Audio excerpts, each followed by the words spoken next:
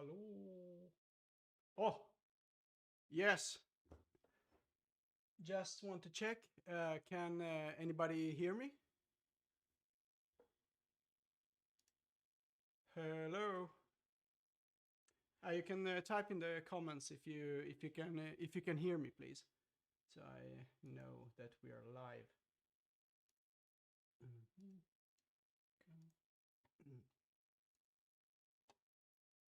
Oh, awesome. Great. 1 second, I'll just send this. Done. All right. Okay. Huge welcome to our stream, guys. I'm Alex. I'm the co-founder of THOR together with Denise. She's a bit shy, but next time we'll get her on camera as well. Anyway, I want to start off by saying thank you so much for the support and making sure that these two guys here are going to be a real thing. We've designed them for almost 2 years now.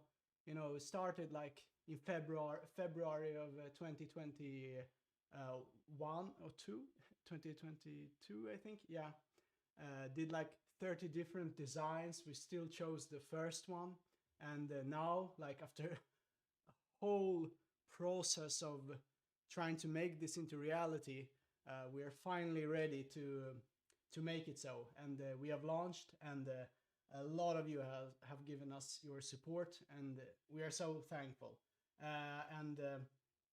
Yeah, so why did we do these two cases? Because previously we had MJOLNIR, but just a sec. Is the volume good or is it low? Just checking.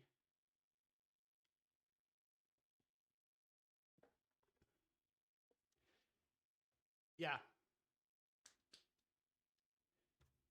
Gaming and low. Pretty low, man.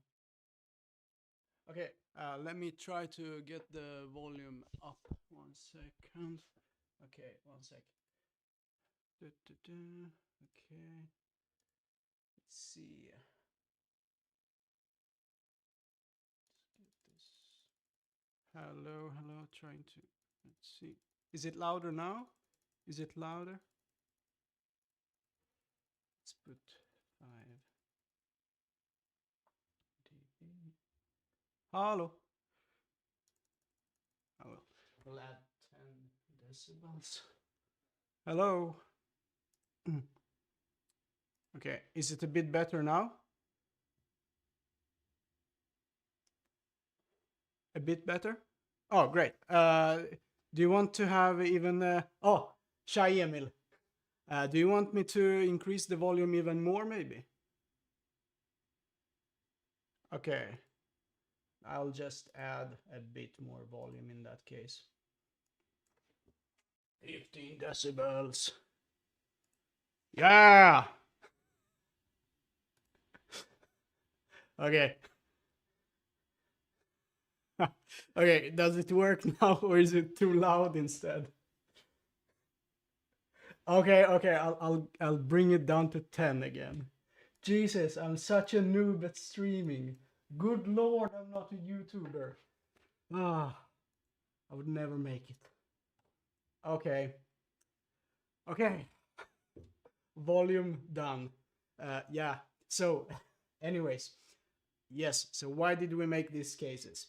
Well, as you know, we started off by making MJOLNIR, which was our first case ever, and it was also pretty much my first ever PC, you know, that was not pre-built.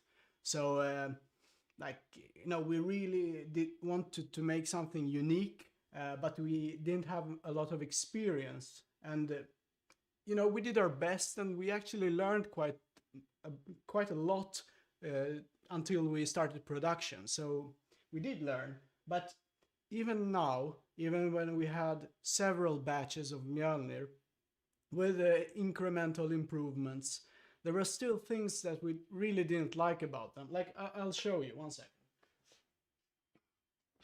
So here I have a MJOLNIR and with a booster cell and stuff. And like the thing that I always bothered me a bit is like the panels. Like even if they sit like in all the magnets are good, it's just, you know, this outer shell is extremely solid, but the panels are a separate part. And when you take the case, you know, you can hear a bit of a rattle, you know, if I do like this. And that just simply doesn't sound so premium. And we also can't, you know, make it so there is absolutely no rattle, because that would mean that the tolerances would be so tight that, you know, the metals would start scratching at each other, and that just brings a whole different problem with it. And like, yeah, of course, modern GPUs are huge, you know, like if I just take this, this isn't like the biggest one, but I mean, come on, like seriously, you know, it's just, and it's pretty thick as well. So yeah, there were like a lot of things that we really wanted to do better. The AIO support also, you know, 120 millimeters is just not enough nowadays. So, and that's basically how we started out making these two. You know, if we take the NANOQ, it's a solid shell. Like this shell, it's very thick, but it's one piece. You know, we extrude it, and then we CNC each and every one of these holes. So it takes an eternity to finish this one part. And wow, we really went through a lot trying to make them. We had a mold explode because we didn't get the correct tolerances, and we experimented. But now they are here, and like, yeah, they are everything we wanted them to be. And with the fixes that we're going to implement into them, after watching the reviews that Jace2Sense did and Davin, we think these are going to be just phenomenal cases that you have never seen in your life before. And yeah, so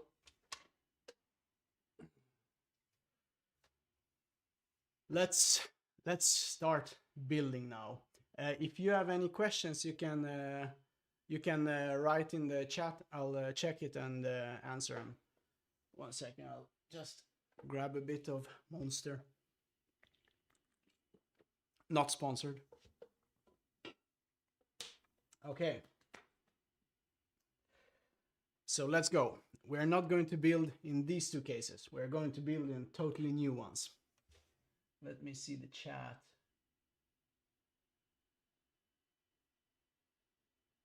Okay, so can we get more reviews to find all the issues and have the fixes issued? Yes, there will be more reviews, and there will be like a lot more builds on both Instagram. You can follow Mods by Ben and Liquid House. They both received these pre-production models, and they will make builds in them that will look really sick, I think. And yeah, we have also sent review units to some people I know you guys want to see. So don't worry. Like, we have sent them to everybody we can. Some people, of course, they didn't answer our emails, you know, when we tried to send them our review units, and that's what it is. But I'm very happy to say that we got the ones we wanted, you know, the really respectable ones. But it takes some time to make a good, thorough review. But rest assured, if there are any more things that are fixable, we will do it. I mean, once, you know, that's what we do right now. We actually currently we remodel the whole case again, because production starts in a month, a bit less, and we try to find each and every thing that can be bad, you know. We try to fix them up. Like, even now that we're very happy with them, like, we still like go through the whole case and try to spot weaknesses. And if the reviewers find some, we'll squash them. So yeah, let's do a build. And let's see. Why is the internal power cable not sleeved? Uh, Honestly, I don't know how. I'm not sure how we get like such a cable sleeved at the factory, because like sleeving is more of a cosmetic thing, and the cables here are more like production. Like production cables. I don't know, and maybe some people don't like sleeving. Uh, I don't know, but if you want to sleeve them, you probably can, but just be a bit careful because it's a power cable after all. All right, now we start building. So I'll just take these guys. They won't be needed anymore. And here. Okay, let's get this.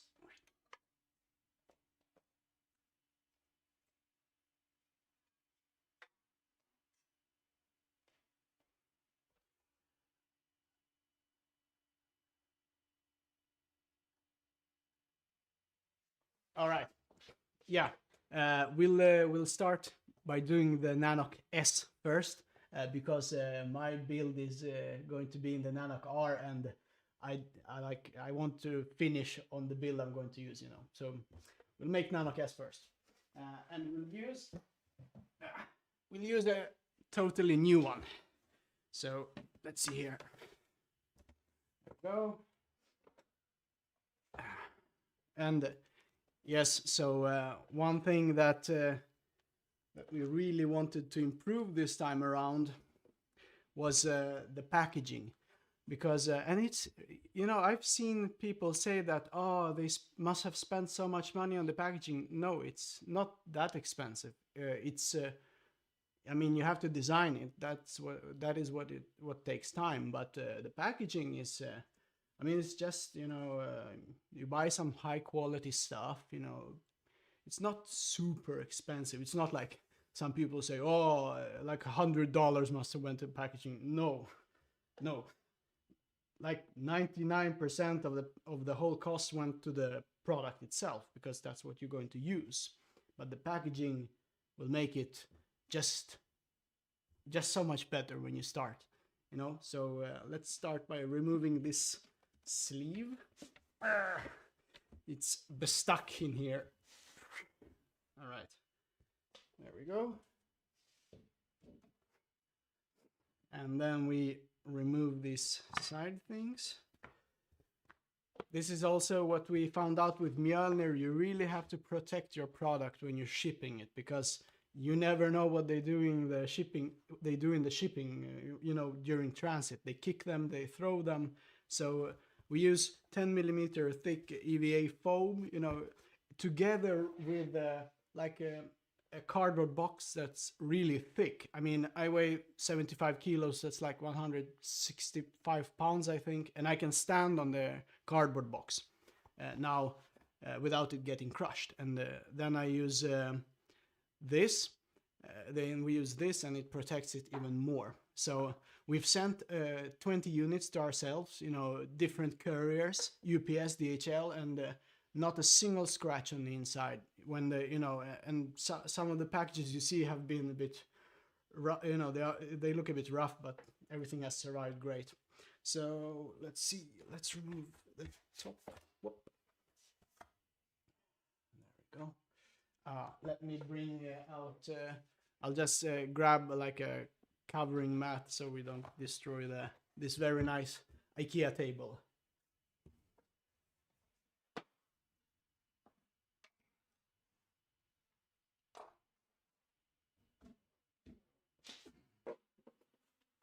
There we go.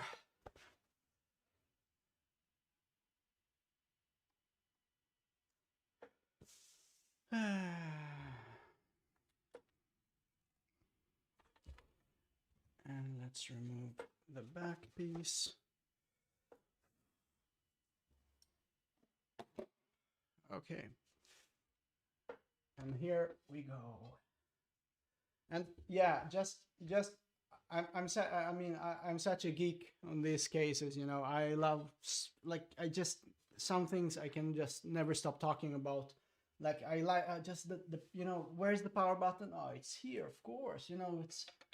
It's like oh, and it's so clicky and nice. And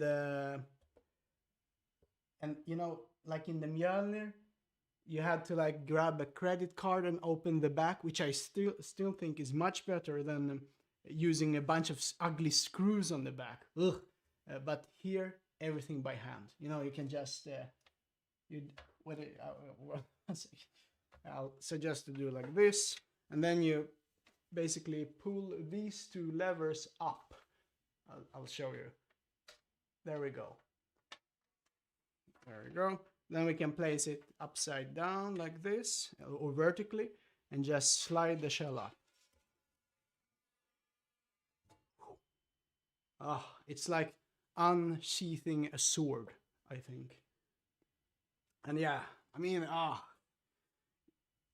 you know, this part, I love it, but I'm also so scared for it, because it's like it gave us so much drama when we tried to develop it. You know, molds exploded, we like terrible tolerances at first, but now it's just so precise.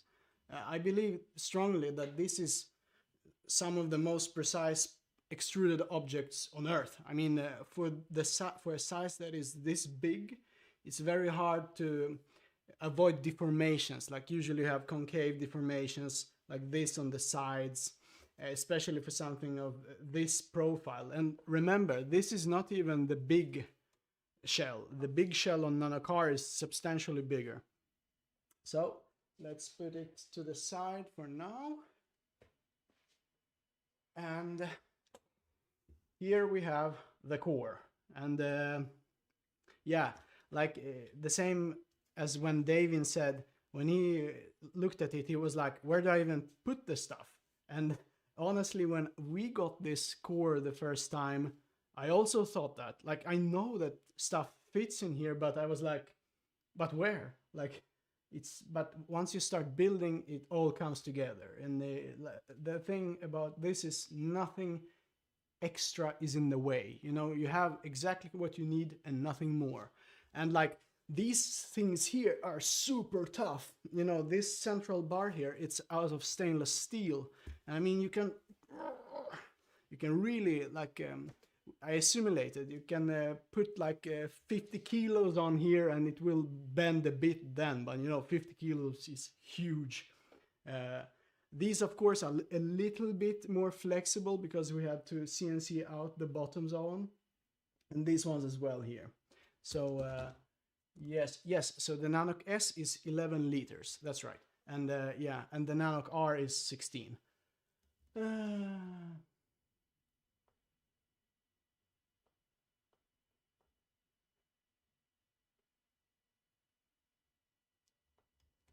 Oh, thank you so much for your support. I saw that you ordered your NANOQ recently, and you're planning to do a custom loop in it. That's awesome. I can't wait to see custom loops in this one.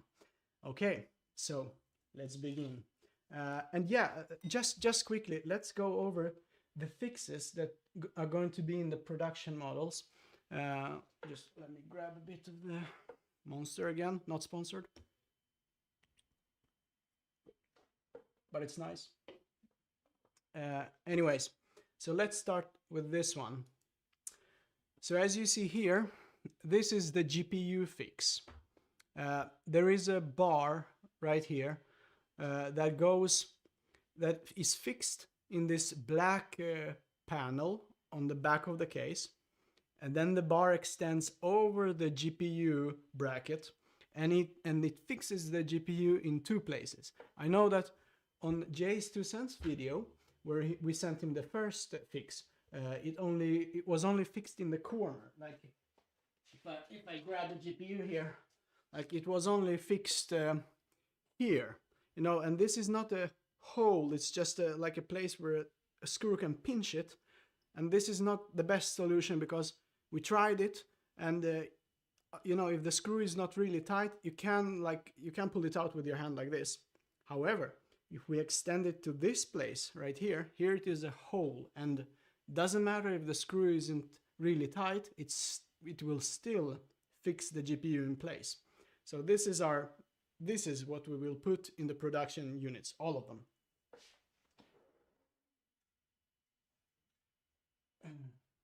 And then we have this, also a bit different from what Jay's 2 cents showed you, because the one we showed him, we had like a little notch that went out of the side of the stainless steel knob, and it just it becomes a bit more expensive, but that's not, it's just a little bit more expensive, but that's not like, it's like an over-engineered solution. A better solution is what we have here. And here we have a TPR rubber washer on the inside of the stainless steel knob. And then when it goes into the back panel, you won't see this black little part. You won't see it. But it creates friction, because friction is what we didn't have for the pre-production units that we sent to the reviewers, which meant like when they tried to unscrew them, they kept spinning. There's another solution that is called lock washer, but lock washer will grab into the metals and, you know, put scratches on them. We don't want that. So this solution, we like this one. It's simple, effective. You know, what more do you want? And then one last thing that no reviewer has mentioned this yet, but we have tried the cases, and this is what we want to do. We want to, as you see here, we have slots on the current radiator rails. Instead of slots, we want to make holes. You know, they will still give you more or less exactly the same freedom of moving the radiator up and down the rail. However, they massively increase the strength of these rails, because these slots create quite a big gap, and then the rail integrity is only held by these two corner bits here. So we tested this, and the stability of holes versus slots, the one with the holes increases robustness strength by was it a bit more than 55%, you know, so that's pretty huge. Like we tested, like, what if we put 30 newtons on here, you know, in the center where it's the weakest, and then this center rail, it deviated by 3.5 millimeters, I think, but using the round holes, it deviated only by like 1.25. I don't really remember exactly, but it was a very big difference. And of course, once you mount a radiator on here, they become like a single unit and much stronger. You know, even these ones that you can bend right now, you know, they are bendable. With a radiator, they will become really solid as well. But you know what? That fix over there, it will make the case even better. So why not? You know, it doesn't cost anymore. And that is what I mean. We go over the cases now and we fix a bunch of different small things. Let's see here. I'll just check the comments one last time. Not one last time, but before we start building. Let's see.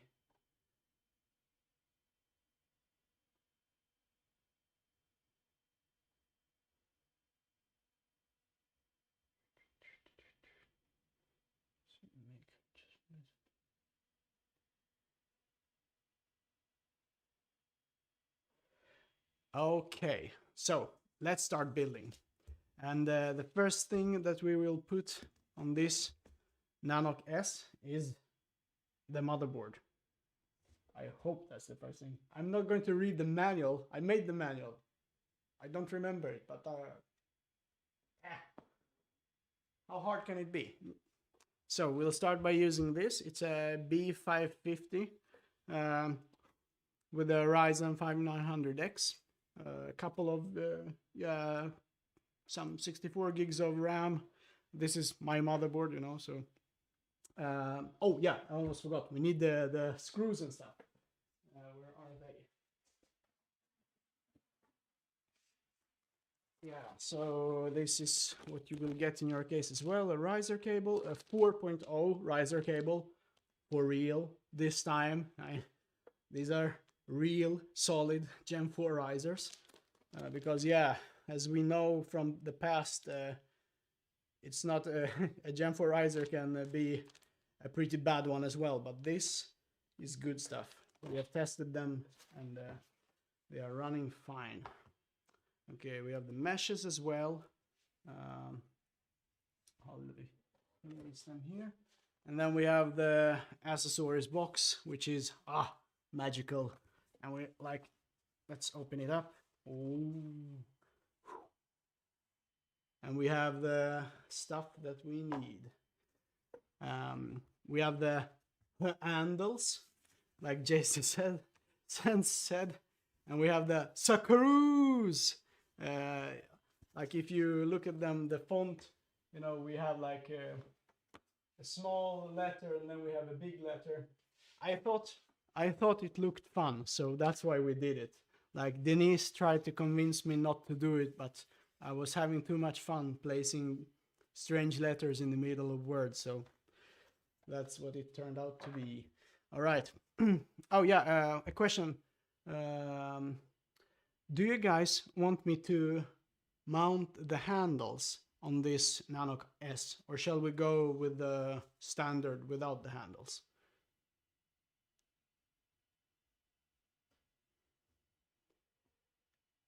No handles. Yes, handles.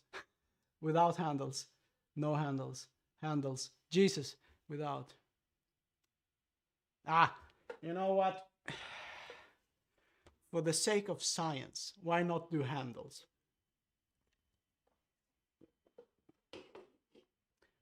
Okay, fine. Okay, let's do no handles for the NANOQ S and handles for the NANOQ R. Is that okay? Only one handle. Okay, okay, so we'll do it. This case without handles and the NANOQ R with handles. Awesome. So we just we don't need this. You can what? Throw them away. We need our screws though, and yeah, and again, like it's so much nicer when you have like everything organized like this. This is why you hardly need a manual, because like you know what happens here. You know, like corner. I mean, case feet, fan screws, motherboard screws, 4 of them. Then we have radiator screws, standoffs for the motherboard. So it's very easy. I'll just, so much easier to work without this. Okay. So let's grab our screwdriver and our standoffs. There we go. Okay, so first we place our standoffs inside here. Disconnect this. I really like how these new screws turned out, because we have switched the screw suppliers, and these new ones are really nice finish actually. Now, okay, and we put it in here as well. What's that chair streamer sitting on? It's like it's an IKEA chair, like I bought ages ago. I don't even know if they still have them. All right, motherboard. Oh yeah, you should use like this anti-static bracelet when you build your PC, but I'm not going to do it because I don't care. No, I'm joking. I would cry if this broke, but let's hope it doesn't. Okay, there we go.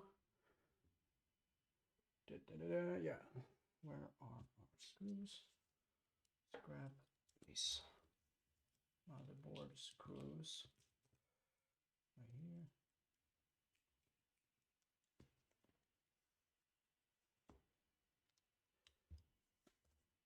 Back plate for the motherboard. Oh, wait, I must fix the motherboard first before I turn the case around. There we go. One small.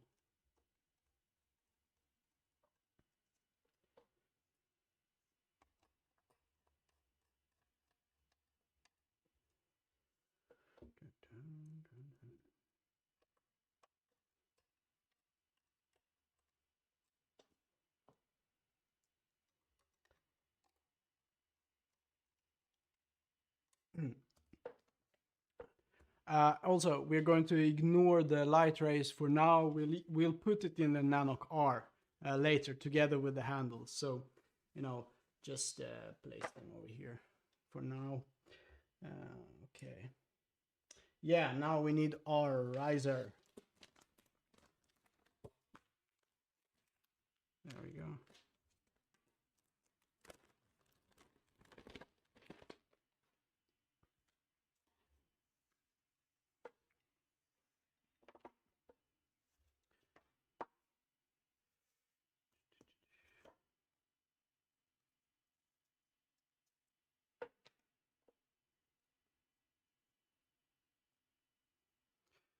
Just bend it a bit like that.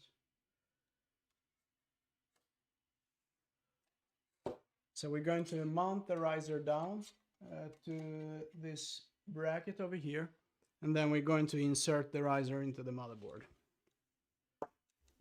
Again, don't even need to watch the manual because we know that the riser screws are these ones, the two over here.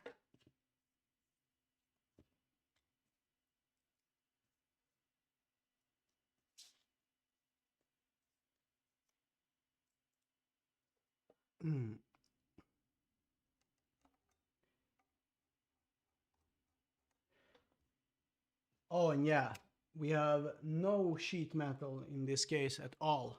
Like in the MJOLNIR, we had a couple of brackets and stuff, but in my opinion, it's just a bit too weak. Like, you know, it has pretty significant flex unless you have some space that, and then you can like fold your sheet metal and make it a bit stronger. But like this, for example, it's a CNC'd part for the riser, you know, and the riser can slide up and down. There we go. Now we just insert the riser into the motherboard. I'll try to make sure that you guys see what I'm doing. What did you do to improve the huge GPU support? Oh yeah, like you can watch a bit further back in the stream. I go over the actual GPU fix now, the latest one that is much better than the one you've seen so far, but and also a couple other fixes. What's the GPU case on the website? What's the GPU only case?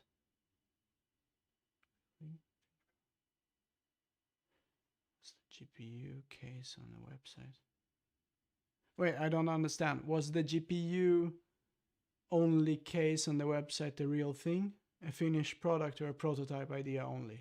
Can you please explain what you mean?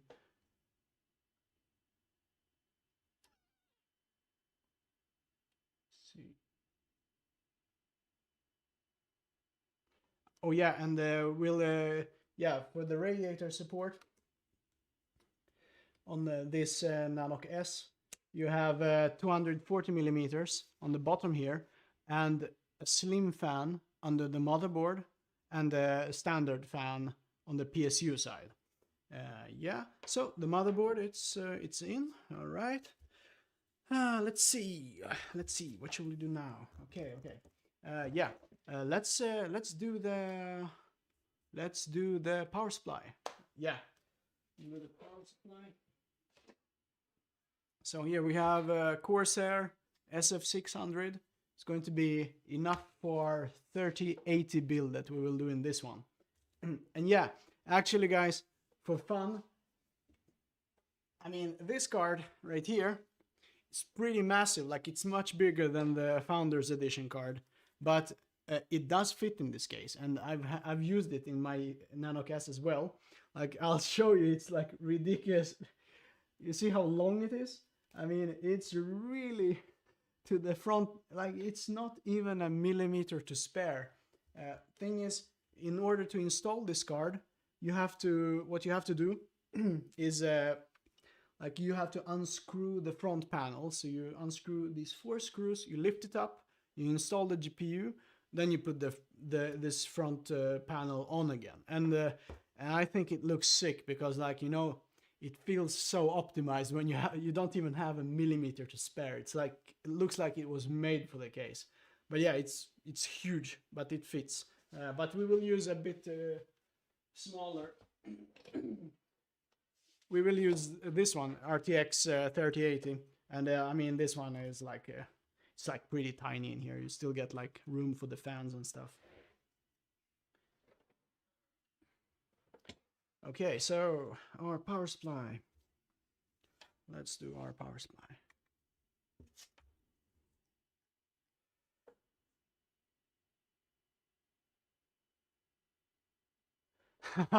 Somebody asked me why I'm still having a Christmas tree up, because it's so depressing when it's gone. It's so nice.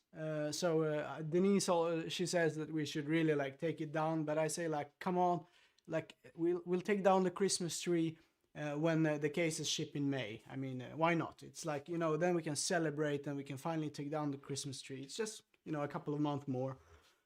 I mean, Christmas is the best part of the year, except that you can't go outside because it's too cold. But it's like really cozy. So, and I also have my goats down there. Really nice goats. Okay, let's get our power supply cables. No, power supply. Here we have them. Power supply screws.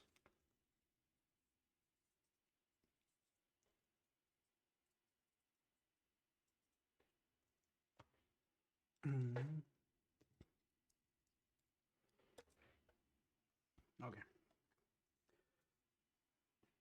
Yeah. How do we get it in here so you guys still see?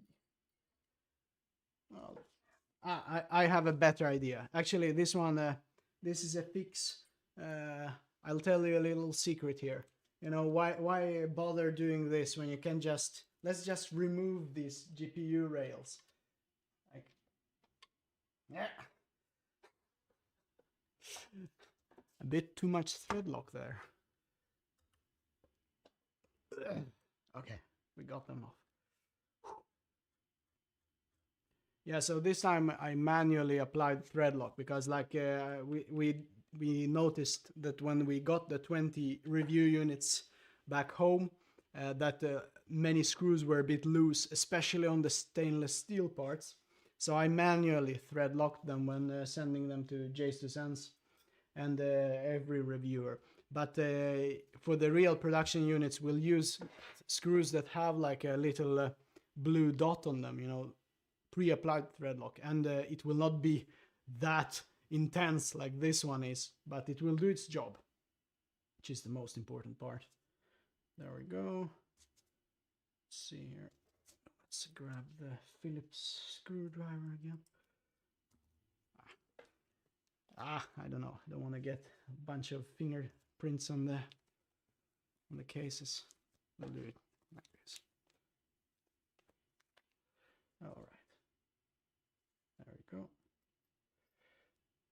Just. Whoa! Almost lost it.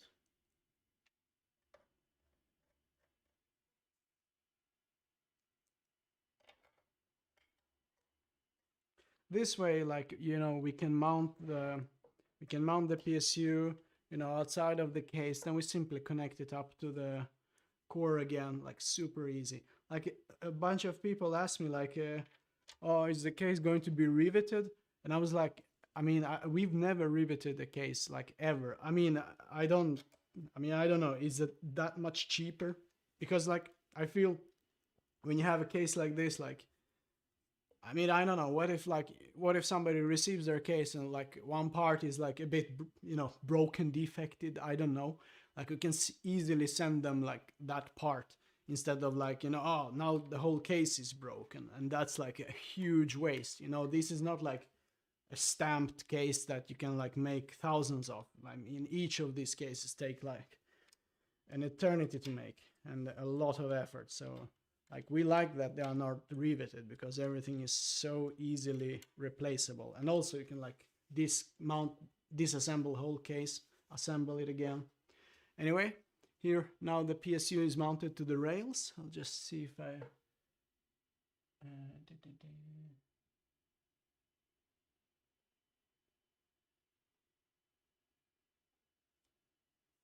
Oh, somebody asked me, is it going to be possible to mount the radiator on the top of the case instead of the bottom? And of course, because you can simply flip the case any direction you want.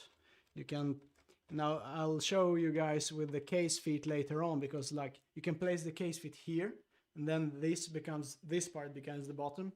You can place the case feet here, then this becomes the bottom and the radiators on top. You can even place case feet here. You know, I mean, you can do it however you like. It's so, like, it's so simple, but becomes a lot more versatile. All right. So we have, what are the tolerances for SFX LPSUs? So yeah, as you can see in the NANOQ S, like the radiator will be like about here. So you have, of course, you have clearance, but I would say that if you have SFX LPSU, then you can only use slim fans on the 240 radiator, unless you use like some really slim radiator, like a Hujiang, I think they make like a 17mm 240 radiator. Then you can have two thick fans. But for NANOQ S, I recommend using SFX power supply, not SFX L. Okay, now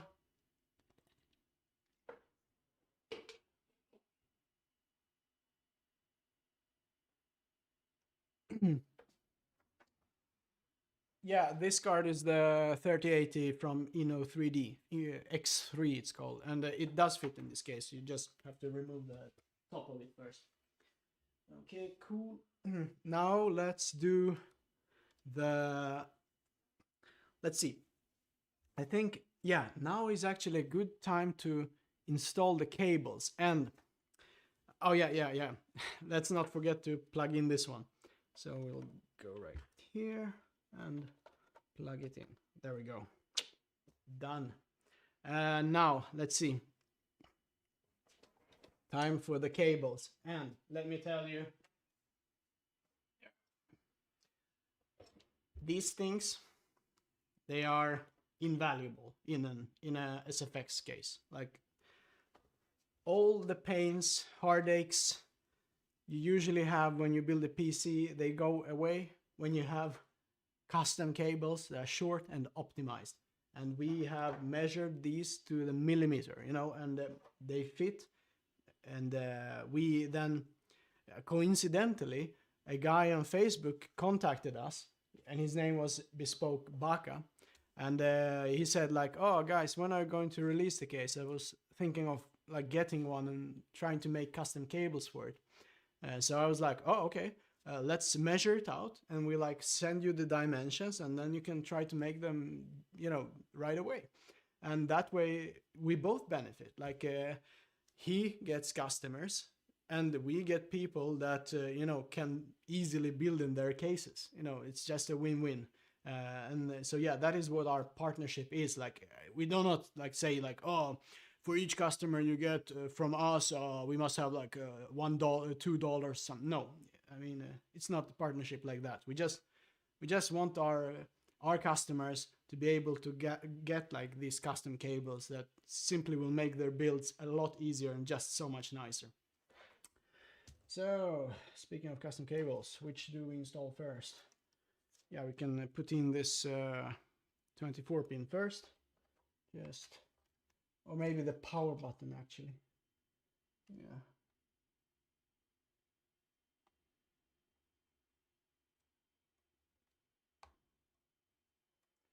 Okay.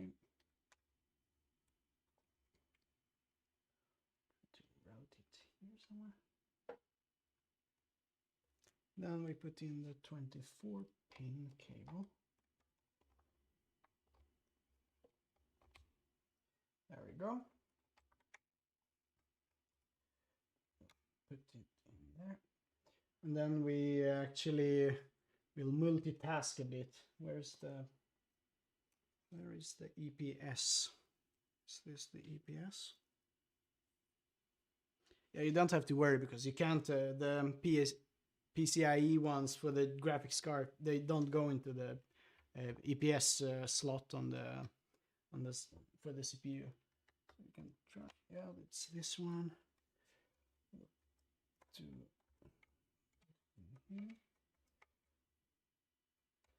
I should have put it into the power supply first actually, but yeah, almost there. There we go. Okay. There we go. Now we'll use the PCIe ones, which is this side. Okay.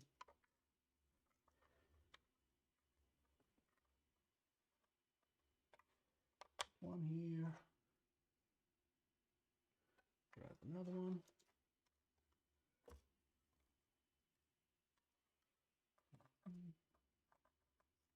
Oh yeah, now we'll do this cable. I mean, I'm just following a routine I know have been like pretty like that gives me good results. Like you'll figure it out. It's not like okay. There we go. Place this one last. And there we go. Usually the most tedious part of the whole build is done. Like here are the cables. Look, they don't even take any space. This is like it's a miracle.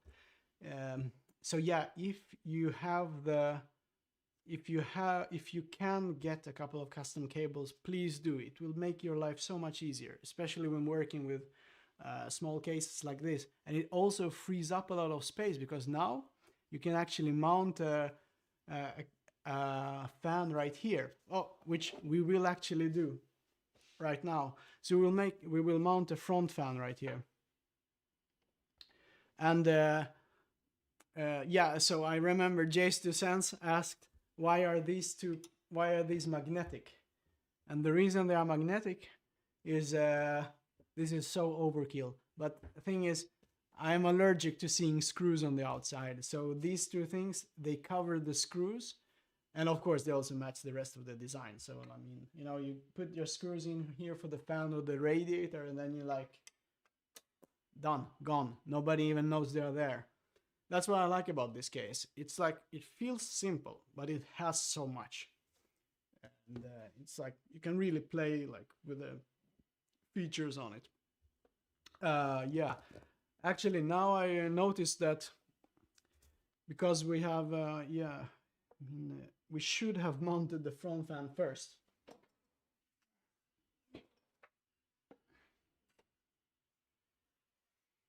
Because it's going to be tight.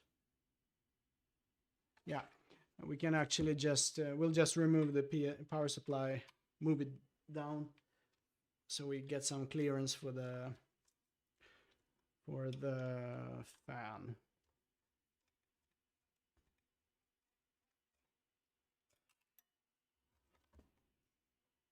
There we go. Just place it there for now. Grab a bit of monster. Let's see.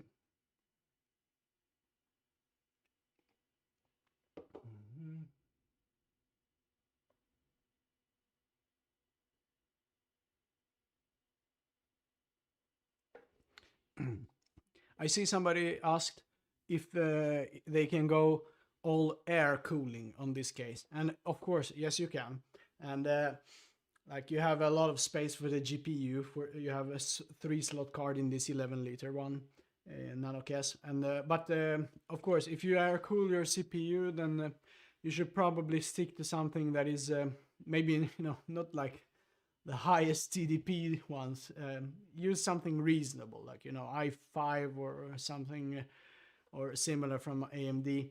If you plan on using a bit tougher GPUs, more powerful CPUs, sorry, then go with a radiator. It's just an insane difference, if you use a powerful CPU, use a radiator. Otherwise, you can do air cooling.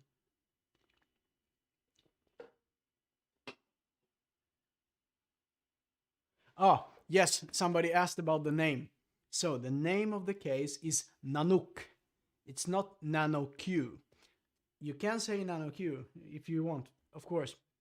But NANOQ is polar bear in Greenlandic.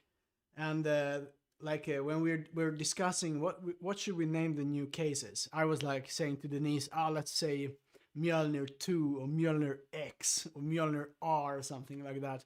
And she's there like, come on, these cases look so different from the MJOLNIR one, so just let's do a totally new name.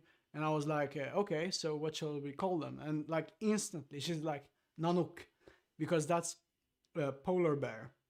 And I was like, that's great, because polar bears, you know, they live in a cool environment, a cold environment, and these cases are supposed to be to chill even the biggest hardware. So I was like, great.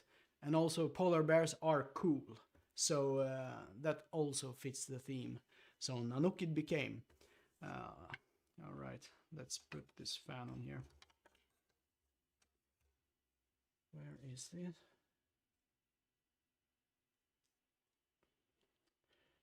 But yeah, a guy over at Small Form Factor Forum, he was like, Alex, why did you name your new case Polar Bear?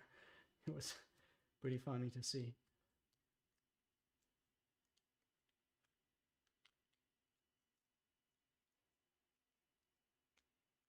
They have really smart people over in the SSF forum. If you ever run into trouble, don't know how to build your case, I suggest you go there and they will help you out. They're really helpful. And no questions are bad questions. You ask anything you like. And they are also great at guessing cars. Over there, if you like that. All right. Sorry, now I'm just rambling about. So, front fan now. Let's see here.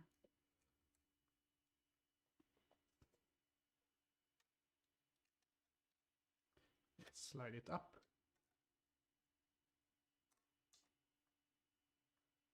Okay. Now we can put the PSU back, actually.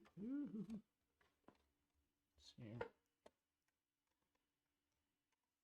There we go. You know, guys, life would be a lot easier if all screws had roughly the same socket. But because now I've changed between a hex and the Phillips like 20 times, it feels. But that's not how life is, because things follow different standards. These are DIN 997 and 7991 screws, yeah. And they all have a hex. There we go.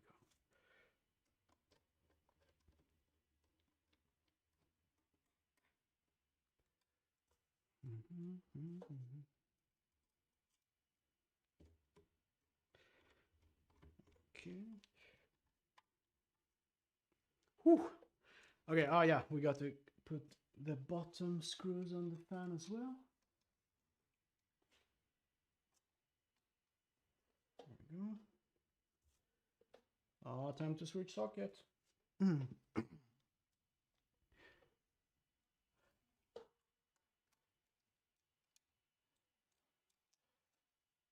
Oh yeah, do you guys want to know why we use flathead screws for the handles? I know it's a big stinky discussion. I've heard it many times now. Why do you use, I mean, some people say, they say, you can't be you can't innovate if you use flathead screws still. And I partially agree with that. The reason we have flathead screws over here is because we needed a very specific screw. We needed a screw that had a very a low diameter head, only 4 millimeters, and it's an M3 screw. So we found one, and they all have flatheads. and maybe I don't know, like we tried to find with the hex socket or Phillips or something of that sort, but flathead was the only available ones. I don't know why. That's the standard for that type of screw. It's the DIN 920, I think it's called. You can Google them. If I said the right name now, you should see screws with only flatheads. But also, I think there is actually a benefit in this case to having a flathead, because you can, when you unscrew the case or the handles, you see your screwdriver, it cannot become totally parallel because of this place here.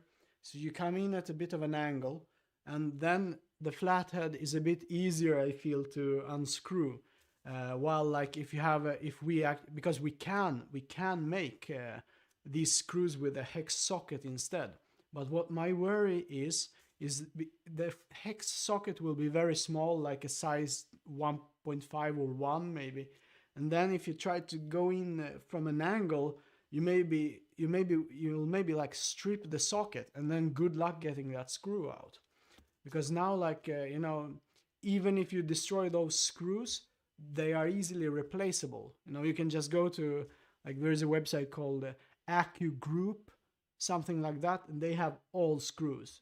So we prefer to use standardized screws, because like if somebody says like, oh, I've had my case for like 3 years now, one screw broke, where can I get a replacement? I can just say, you know, there, you can grab it over there. You know, it's not like a super fancy only THOR zone screw. No, you can easily grab them somewhere.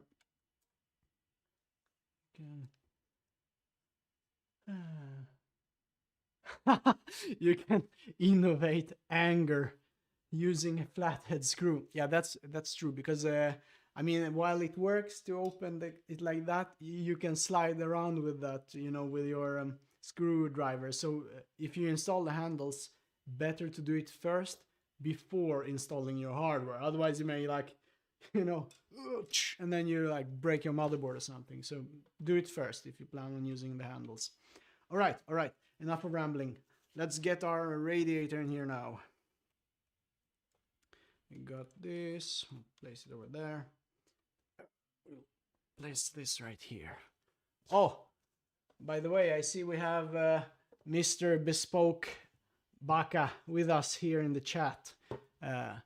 Huge thanks for creating all those custom cables, and I really hope that we will have a really long partnership, and we will try to send our customers to you, because I've asked the reviewers that got Baka's cables.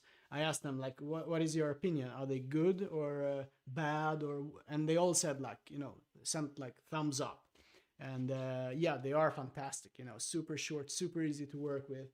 And also we will send him a NANOQ R so he can develop sleeved cables. Because I know like you guys, some of you want paracord, although, you know, you want fancy colors and stuff, me too.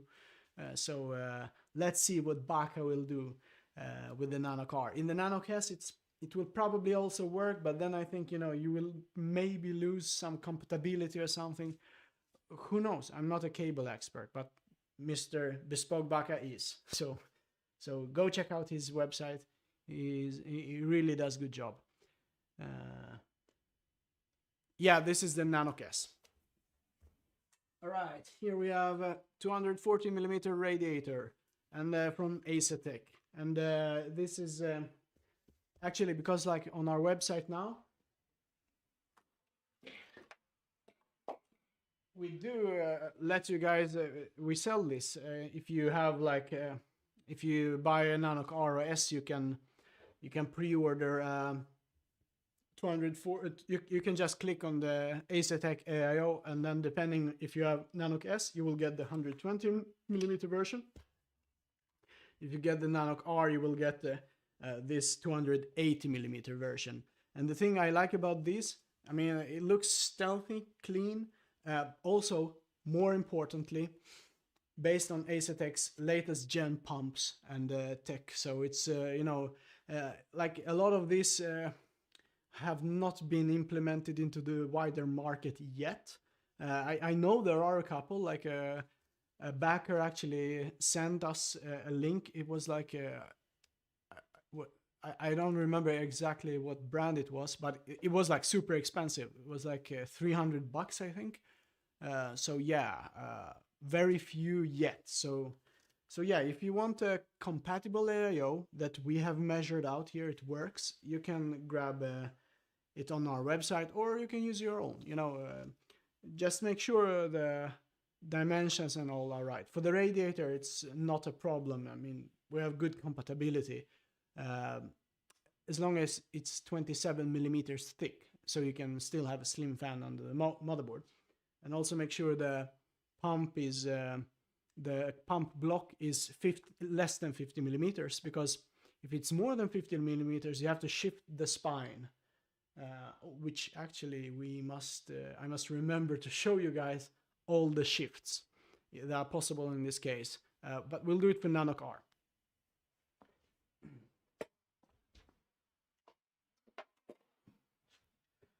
So we will install this, and then we will install the fans on it. So here we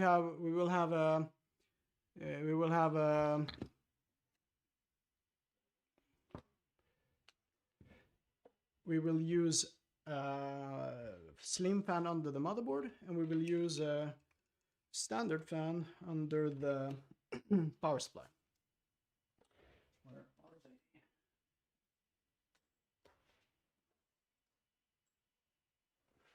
There we go. We've got our fans. Yeah, and if you use a slim fan, you should get like a slim or shorter screws. Actually, I didn't have short screws. I just used a couple of pliers and removed the excess length. There it goes. Otherwise, they are too long.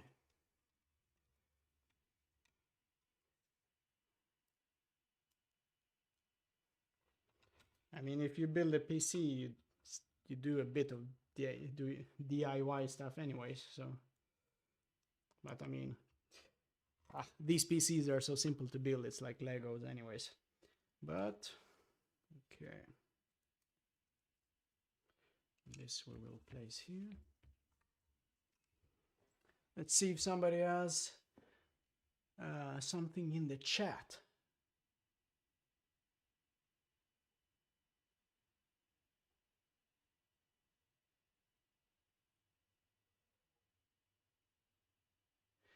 Is that AIO good for 14900K? I've never tried 14900K. You'll probably want to, yeah, like Bespoke Baka says there, you'll want to like, do like a couple of things then, I guess, like undervolting, like is that, I have AMD processor now, but is undervolting still a thing on Intel processors, Intel CPUs? Because like I remember you could like really get, the voltage down, you could get the wattage down like a huge amount without decreasing the performance at all.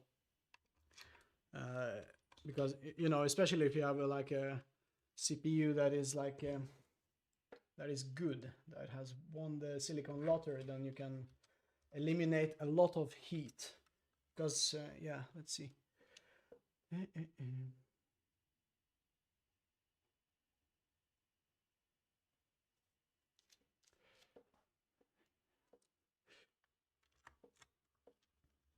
Somebody said that waiting for May is going to suck, and I agree. But good things take some time to make. But also the reason is because like now the factories, all our factories are on like long holidays. A holiday that's like a whole month. Yeah. So that's why it takes some more time. But they'll be back, and then we will start. Okay.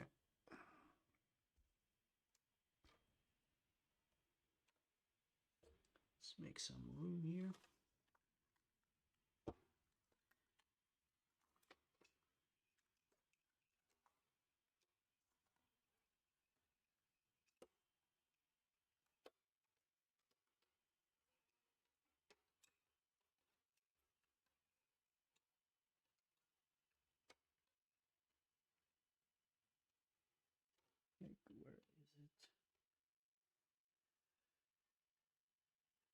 Is it something that's...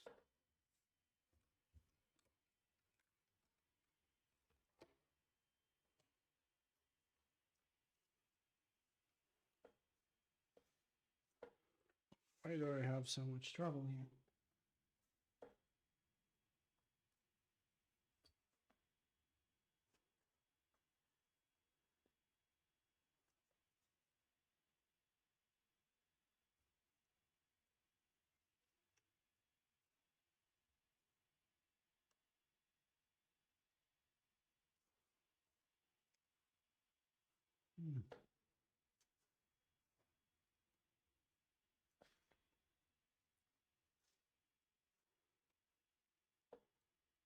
I'm not sure why I had so much trouble there. Maybe some cable caught on something else, I'm not sure.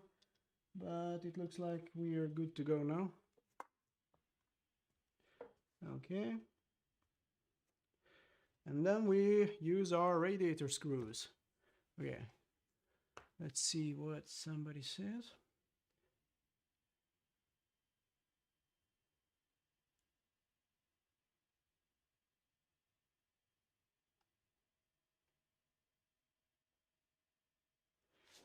Mm-hmm.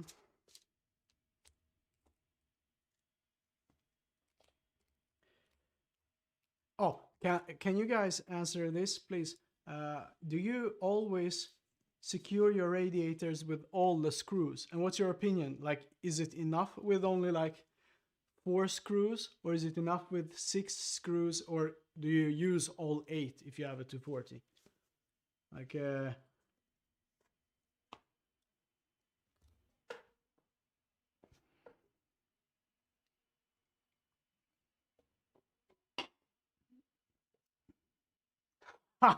only noobs do all screws. Well, I am a noob. Just because we design cases don't mean that we build in them all the time. Yeah, we do build in them a lot of times, but still a noob, I think.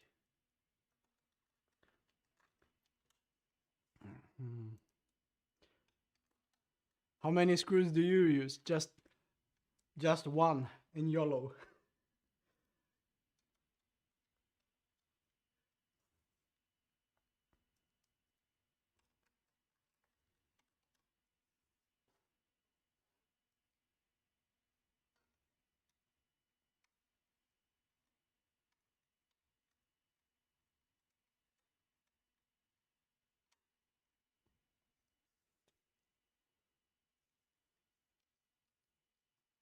Man, I'm glad that Bespoke Baka is getting traction in the chat, because like really it's just so much easier to build in these cases when you have custom cables. Like, because yeah, you see how, I mean, look, this case that we make here, like, we're going to max it out as much as possible, so you know there's not going to be a lot of room left. I mean, you can still hide a bunch of cables, you know, like over here and stuff, but it's going to look messier. It's going to, you know, be a bit more of a heartache, and yeah, it's just a lot easier. So yes, now it's time to put on the pump block.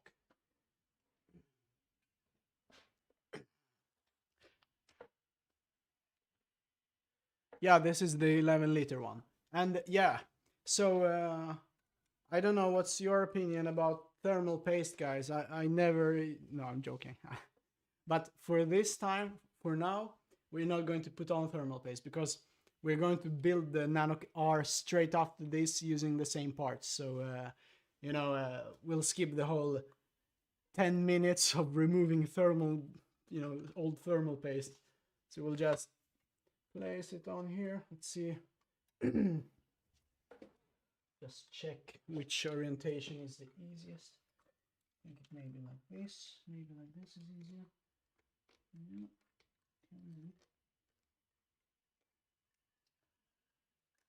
God damn it. This is the wrong bracket. The right bracket is here somewhere. Wait, where is the... Oh yeah, it's over there. Okay. Yeah, but if you get an AIO on our website, we will give you both brackets for AM4, 5, you know, they're both compatible with each other, and we'll also get you for the newest Intel. So is it LG 1700 something, I think.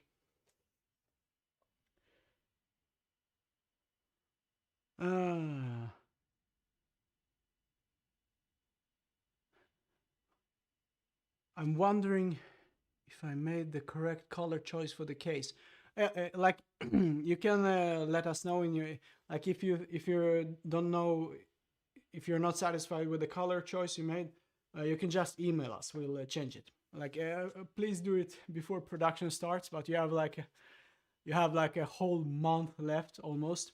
Also, there will be a lot of reviews that will come out in this period, so you will like see all the colors, you know. Davin had the black one, you know, the carbon. J2Sense had the silver one, the moonstone, and yeah, we have some graphite, the gray ones. Also, they will pop up. So you have the whole time in the world to change your mind, you know. So just email us and we'll handle it for you quickly and easily. Yeah, let me just change the bracket.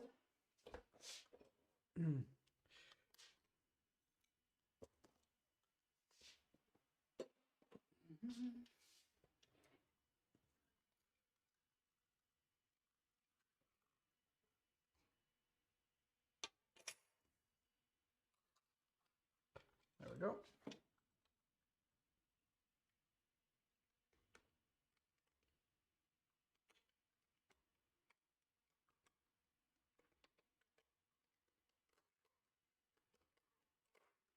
Yay.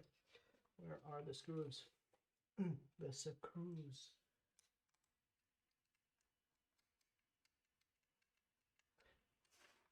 This reminds me that I forgot to do a thing. And I forgot to put on the front mesh on the case.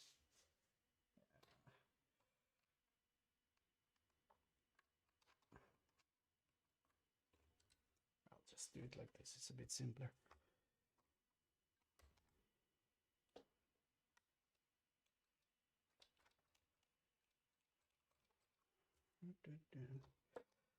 Yeah, like here you have the meshes, and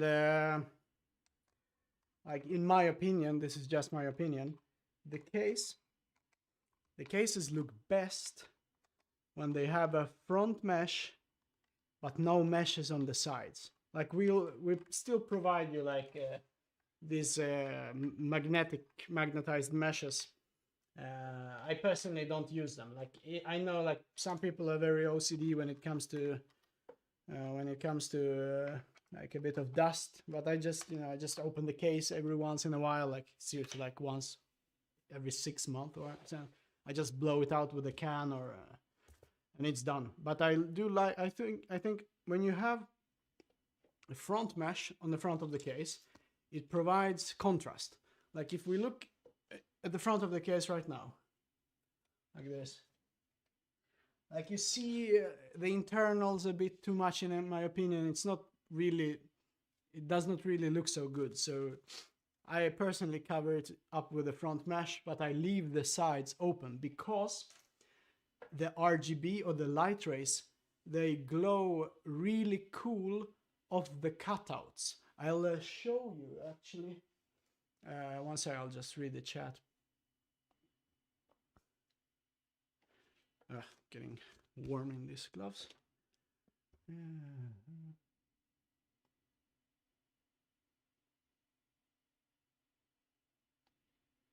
All right.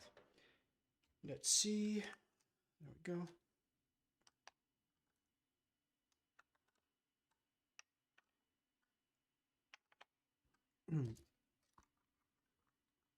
Just connect it.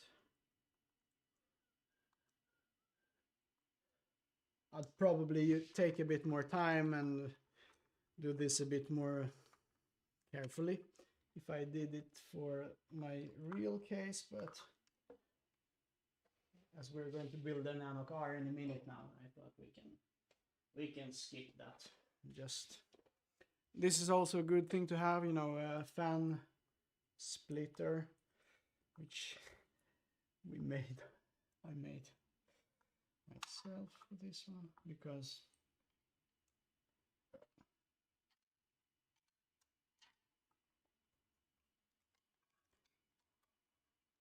we'll just pretend it's connected.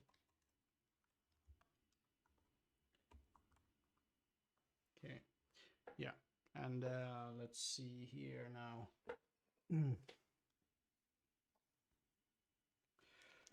It's time to plug in the GPU now, finally, and we are done after that with this NANOQ S build. And again, if you want to see the latest GPU fix, you can. It is shown in the beginning of this live stream. There we go over that. The GPU will be mounted in both these sections and then mounted to the shift panel, the black shift panel, so it becomes much more stable. Let's now unlock the riser. Oh, yeah. Have to remove the riser lock or this little thing. There we go. Just make sure that's aligned correctly.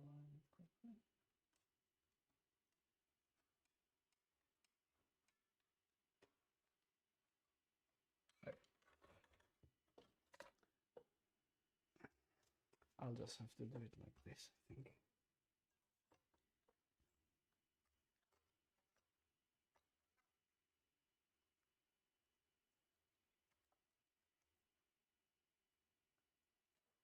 There we go.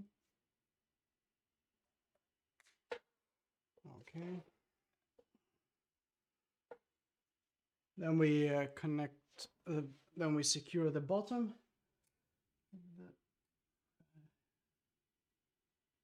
Oh yeah, I think this may be.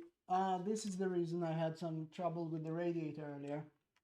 I see that the riser has been shifted just a tiny bit.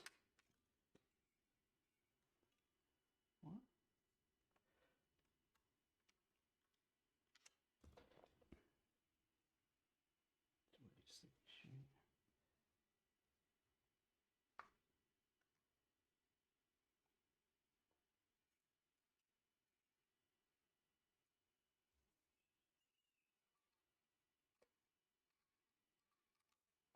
Must remove these gloves.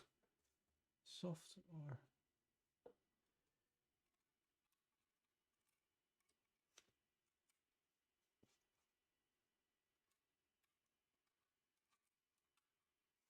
God, this part is a bit finicky.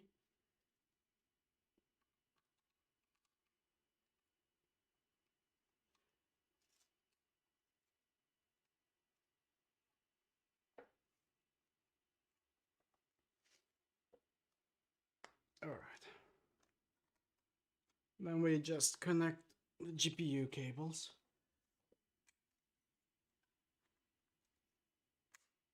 There we go. And now the build is more or less done. We just put the cable like this. I mean, we could have, you know, taken, oh, where's the mount? And then these parts go here.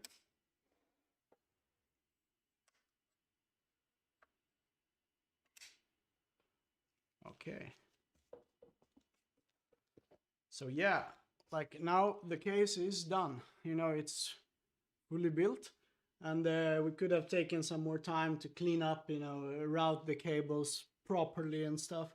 But yeah, so this is pretty maxed out. You know, we've used the 240mm AIO with two fans, slim one, standard one, also a fan on the front, which is really important for the GPU. It helps get the hot air out of the case. Everything is connected, and now we can just close it up. So we grab the shell, And now I'm going to show you what I think is the best way to close the case, because like you can see like here, if you watch from the side, let me show you like this. Like this cable likes to stick out like this, and then it can get caught on the shell. So I usually have a technique when I... Oh yeah, another important thing, like look at this. You see, we have a huge amount of space here for the GPU that is unutilized. So we could have shifted this whole spine like so we take up just as much space for the GPU that we need and not more.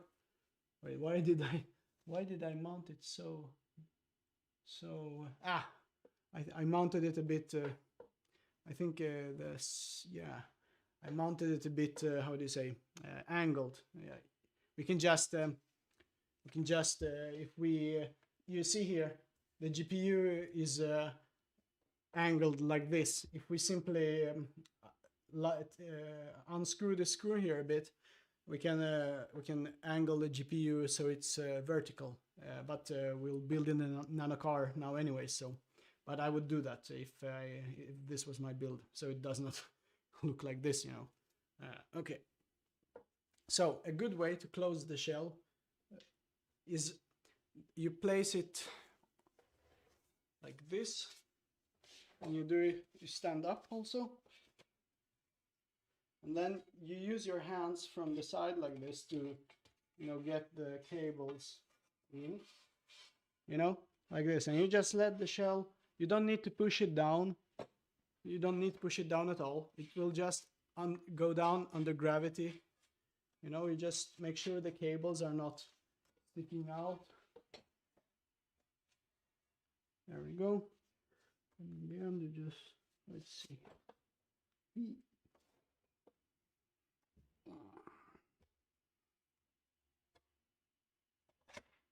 There we go. And now we just lock it. Wait a second. Easier to do it vertically. There we go. Okay. And it's done. Woo. Weighs quite a bit. A lot of hardware, but it's all in a solid shell and no panels. You can, you know, it's just it's done, and you have yourself an 11-liter case that you can take with you, and yeah, to LAN parties and stuff if somebody goes to those still. And yeah, there's something satisfying cramming in as much gear as you can into the smallest space. All right, and then you just let me just show you the case feet now. Yeah, somebody asked, you have the handles, and yes, we will do the handles for the next build that we will do like just in a couple of minutes for the NANOQ R. So here we have the case feet, and I lost one instantly.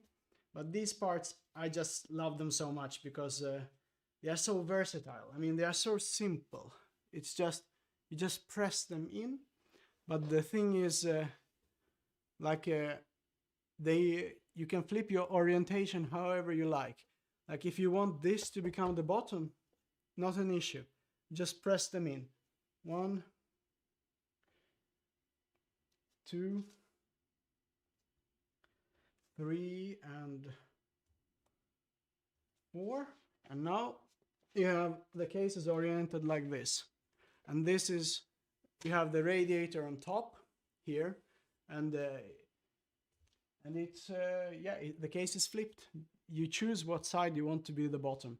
But something important to note, like now the branding, the NANOQ branding over here, it's upside down. And Dave in Johnston, he noticed this in his review, and a couple of guys on Reddit also told us like that they want the center pin, the center column to be flippable. And I'm happy to say it's fixed. So as I said in the beginning of the stream, we are currently going over the case and improving all the little things and bits and optimizing stuff, removing the weaknesses. We knew this was a request a lot of people had, and we simply made the center pin flippable. So now when you get your case and you want to have it in this orientation, you can flip the central piece as well. So you have the branding correctly and not upside down. So yeah, it's a nice one. Yeah, your power button will also be up here instead of down there now because it's flipped. But just like, let me show you this. Like, what if you want to stuff your case in inside, you know, like what are those called, like that you have under your TV, you know, maybe it's too high, so you can but no problem at all. You just I suggest taking the CPU side if you to be the bottom, because there you only have the PSU fan that, you know, but it has some space. So see, you just press it in there, press in there, 3.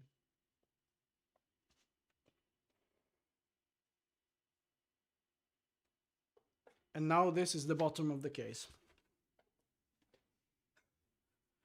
I don't think I've actually put it in this orientation, but I know it's possible, of course, but never actually seen it this way. What do you guys think? Is anybody going to use it like this? I mean, probably if I had it inside the TV thing over there, I probably have to put it like this. Oh, let me check the chat.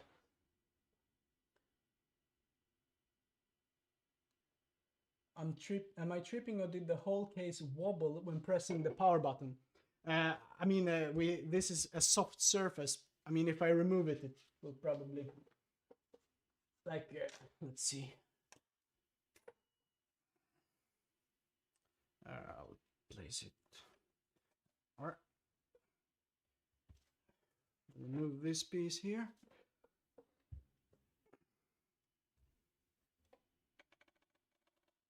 No wobble there.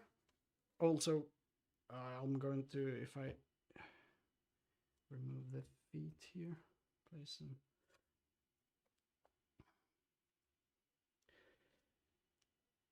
This is when you use the case, especially when you use the handles, it's very important that you use them on a hard surface, not soft surface, because soft surfaces, even if they are just a little bit soft, even if it's just like a slim mat, it will decrease stability substantially. Like say now I mean,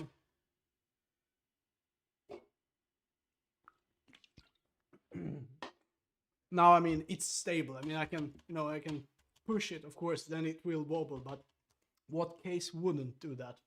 But if you use the power button, aha, okay, I see. I was like, wait a second, does it wobble? But I think my table is a bit wobbling, which is strange. This is a big table, but if I hold the table, yeah, you see it's solid now. So, but if I let the table loose, I can see that like these things start vibrating as well. Anyways, let's move on to the NANOQ R. I'm just going to check I'm going to check the chat again and see if we have any questions.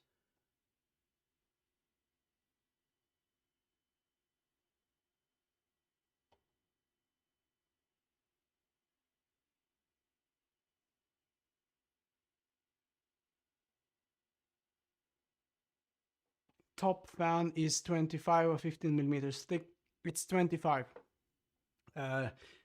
Depending on your GPU, you may have to use a slim fan. Okay.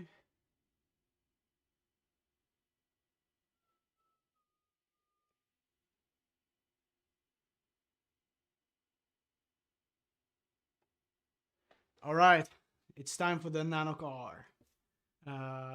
Oh yeah, god damn it. I realized I have to get this stuff out of here now. So quick disassembly. I'm going to do this super quick now. So yeah, Let me just get something.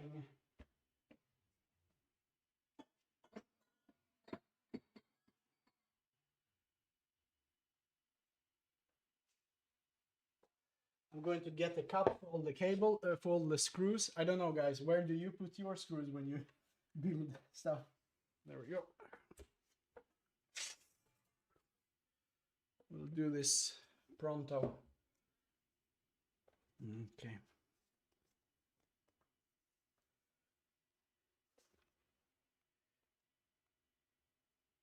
Actually, what do we need from this PC? We actually only need the motherboard. The rest we have new stuff, so we'll just get the motherboard out, which may be easier said than done. Let's remove this.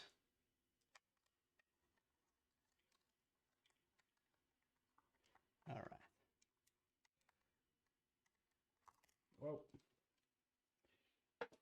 But the thing that's so mind-blowing to me is that, I mean, I've used the MJOLNIR for the past like 3 years and stuff, and it's like insane to me that a case that's hardly any bigger, I mean, this is 11 liters and the MJOLNIR is 10, it's hardly any bigger, but it fits like so much more. Like the 240mm radiator with 2 fans, also big GPUs. As I said, for those that weren't here in the beginning of the stream, this GPU, the 3D 4080, it also fits in here. You just have to remove the front panel first, get the GPU in, get the front panel back. But yeah, but in the MJOLNIR, that's simply impossible. So yeah, it's like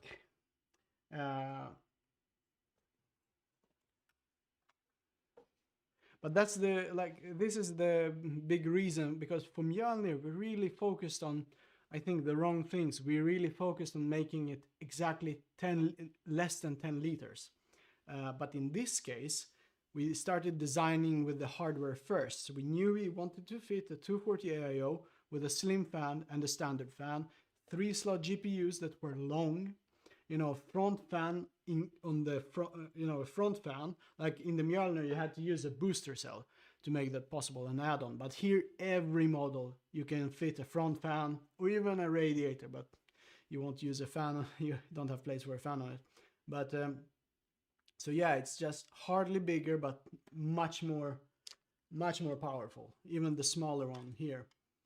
And so we designed it after the compatibility first, and then we checked what size it was, and then it turned out to be 11 liters, and we said it's fine. We fit what we wanted to fit in here, and we are satisfied. Let's see the riser out. Any questions?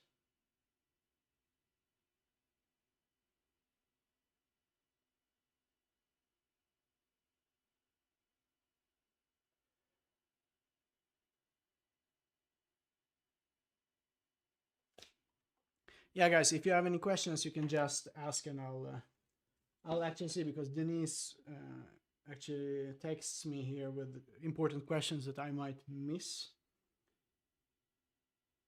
Okay. Somebody asked a very good question about the dust filters.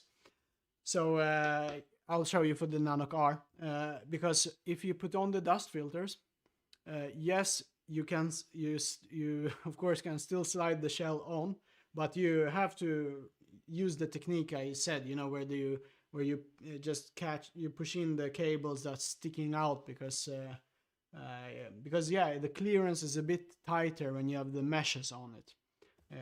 But it will still work, absolutely.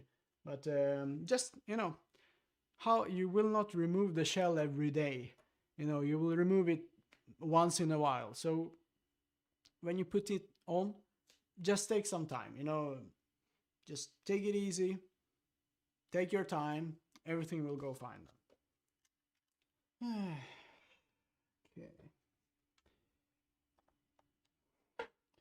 The power button.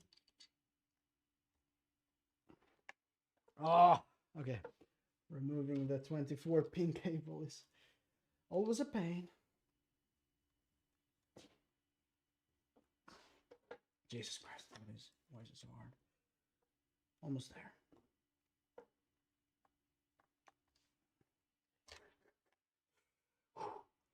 Done.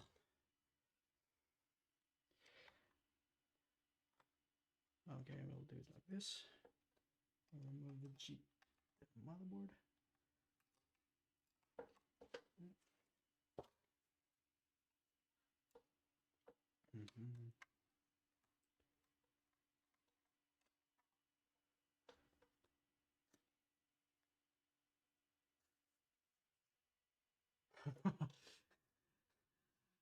Somebody said thanks for all the hard work getting this ice bear into the world. And thank you for making it possible, because if nobody bought it, it would have not succeeded. But now we are so happy that it's not just a project now, it's going to be real. And a lot of people will have them in May. And also we have, let's see here, maybe I need to get the power supply a bit out of the way first, I think. Yeah, let's get these cables out of the GPU. Okay, let's get that. Where did I put those? Okay, like this.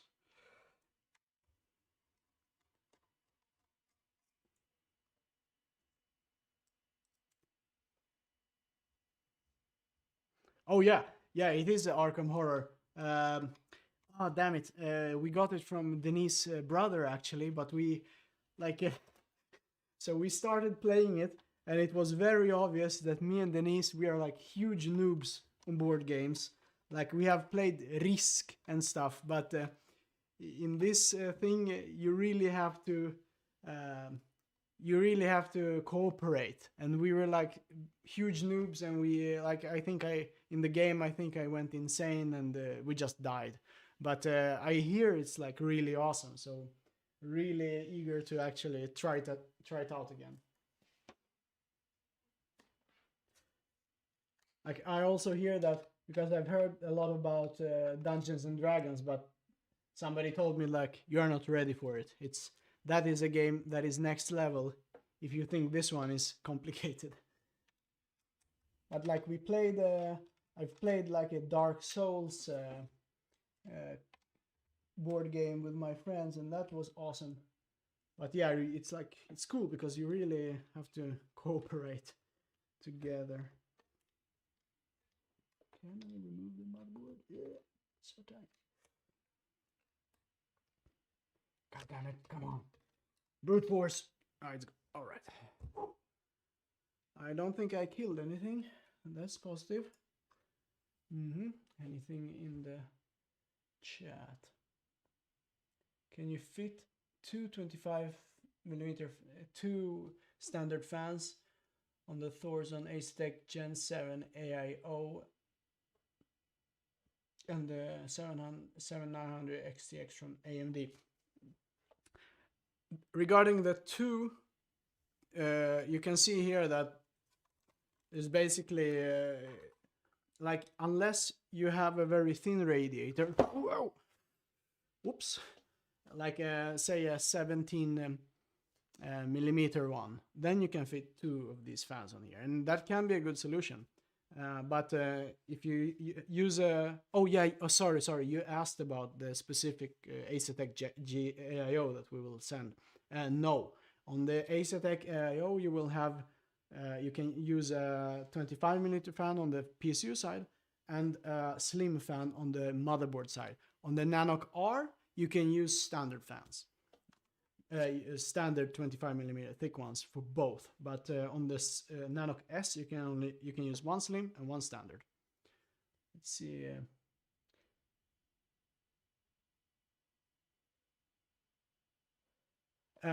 Regarding how long is the Radeon 7900 XTX? Because if I know its length, then I can answer if it fits or not.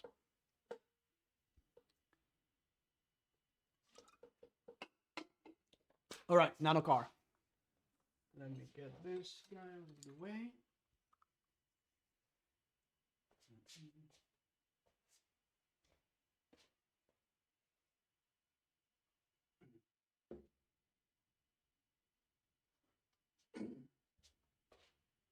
Oh yeah, just let me show you some disco. One sec.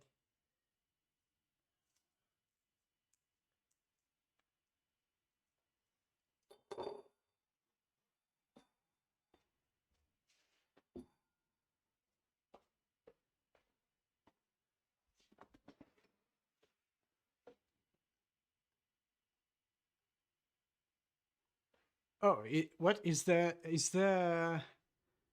7900 XTX can be only 287 millimeters.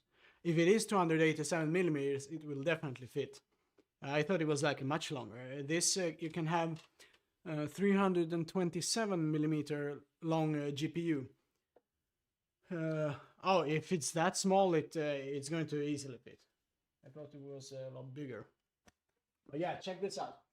Like I wanted to show you that that the case, the way the light rays reflect off these cutouts, it makes it so much stronger. I'll just plug it in, but I'll also turn off the lights so we can see it. One sec.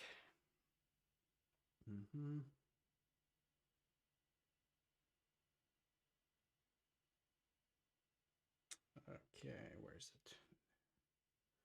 I'll turn off these lights and you will see how it shines then. Okay, get this one off.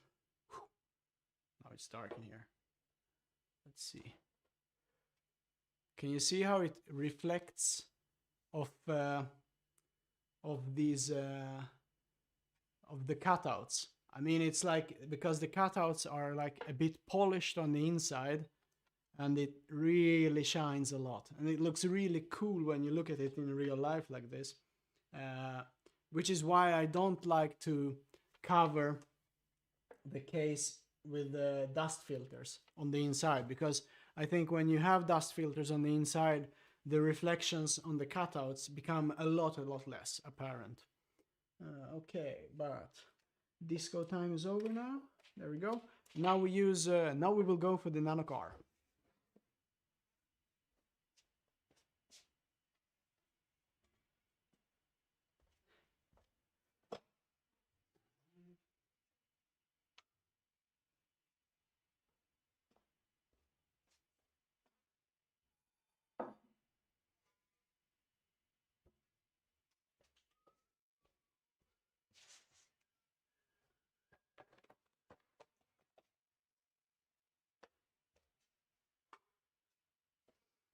Okay.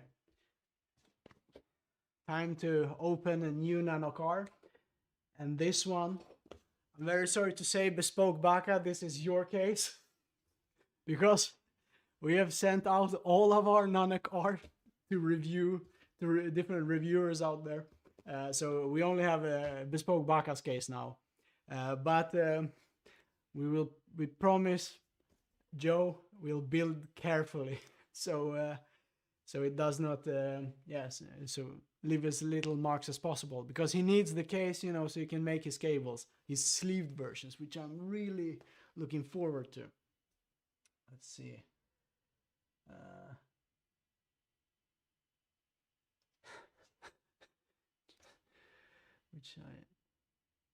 If you plan to do a custom loop, I'd say go for the NANOQ R. I mean, especially if you want to do hardline, you know, like metal, PETG tubing and stuff, go for the NANOQ R 100%. It's just going to, you know, you can use standard pumps in there. No, I mean what are they called? I forgot. It's not the smallest pumps. It's the one in the middle.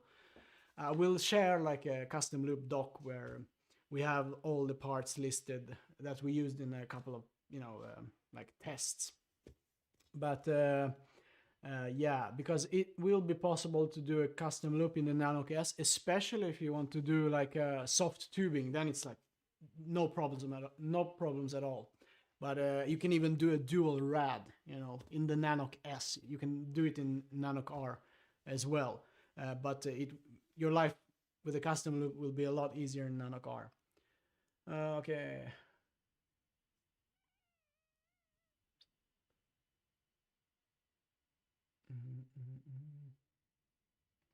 All right. Here it is. The NANOQ R. Bespoke Baka's NANOQ R, actually. And it's in carbon color, which is black, you know. It's so funny, you make these fancy words, you know, carbon, graphite, moonstone, chat GPT generated. I know. I like, come on chat, I need some cool color names. What do you suggest? Took the first one it said, almost.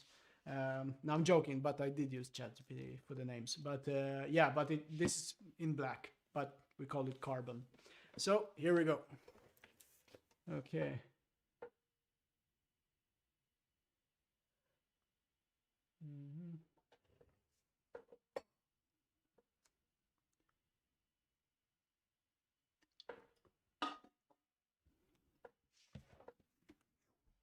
Off with the sleeve. And then we get...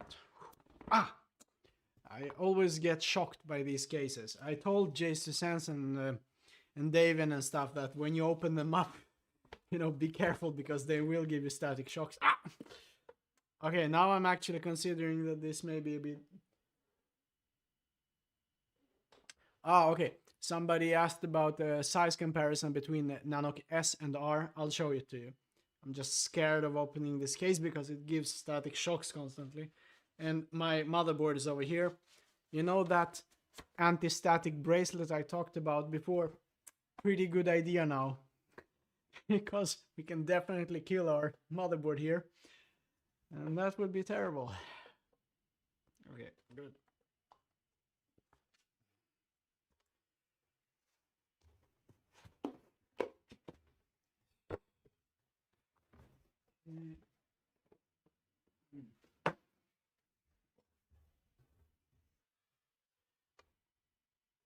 Okay. I just have to ground myself. Okay.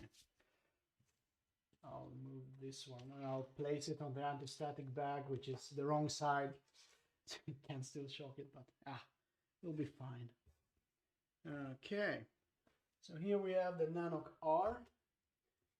Bespoke Baka's NANOQ R actually. And let me grab the NANOQ S and I'll place them side by side for you to see.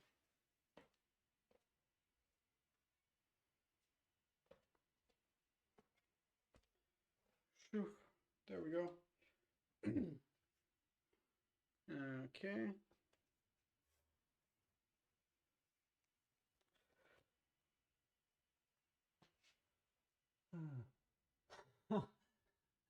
I thought it seems like people have more trouble choosing between these two than I thought, because I thought, you know, it's a pretty big difference between them. I mean, let's not kid ourselves. This is 16 liters. This is 11.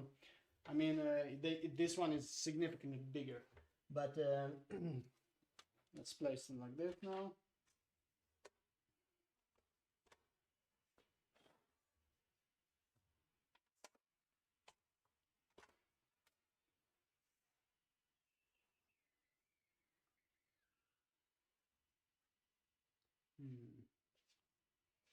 Maybe like this.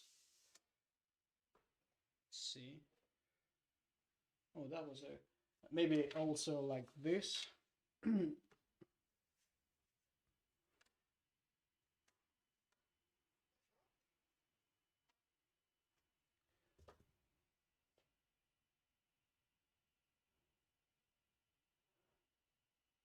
Okay.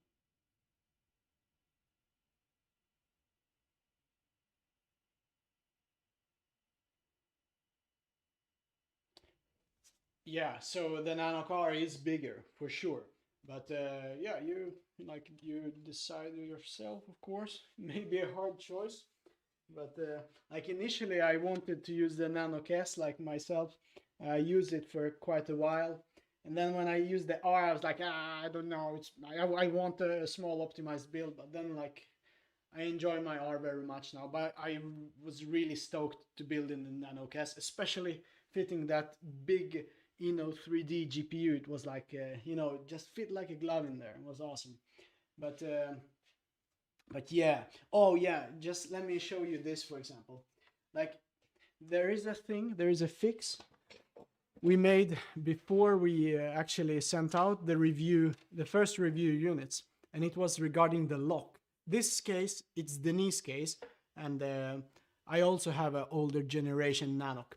And in those cases, we didn't, like, our lock was a lot worse. You hear this because you see the top part, if I pull, you see I can get it out of the case a bit. You see? Now the reason for this, sorry Denise for breaking your case a bit, you'll get a new one. No, I'm joking, yes you will. But me too, I also want the latest one. But anyways, in the new versions, our lock system, when you lock the case, it locks the case underneath and above, because previously in this case specifically it only locks it below, and that means this top part can move out like this. It creates horrible rattle, but also you saw that I could pull it out. Like if I, especially if the lock is not all the way down, you could force itself. You can force it out of there, which would be horrible. So we did fix it, and that was like, I'll show you the fix soon, but it was like, we were like, how do we not over-engineer here?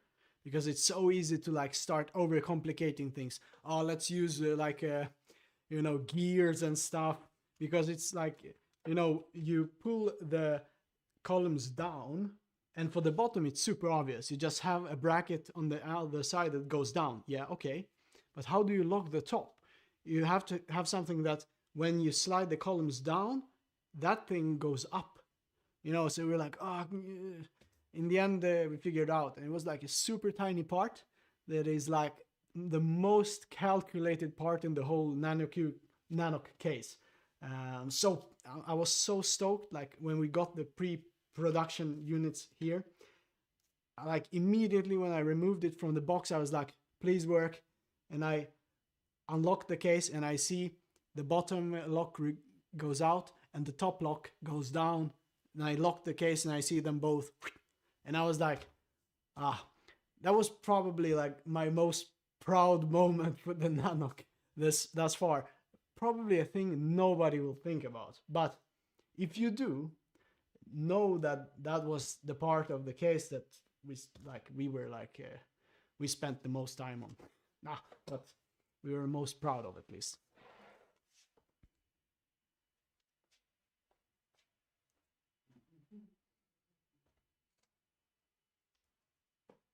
Whoa. If you see Bespoke Baka's case, you can't pull it out like that. If I pull here, you see it's stuck because it's fixed here and in the bottom. Anyways, let's stop talking. Let's unlock it.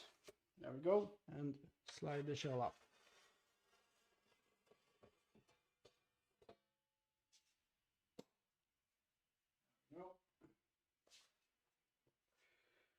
And here we have the internals of the NANOQ R.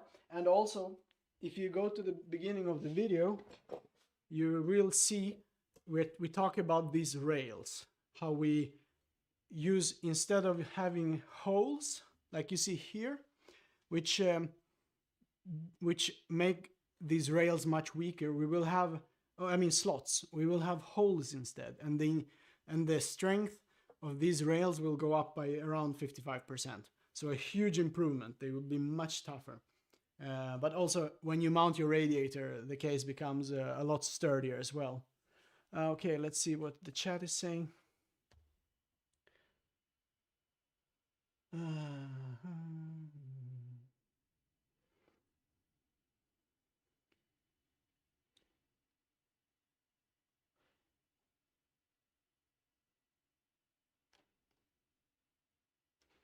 Yeah, somebody asked where is the case going to be made. It's going to be made in China. So if you need to calculate the taxes, I mean, when the freight forwarders send the cases, they are, you know, they have their ways to decrease the amount you will get when it arrives to the region. But yeah.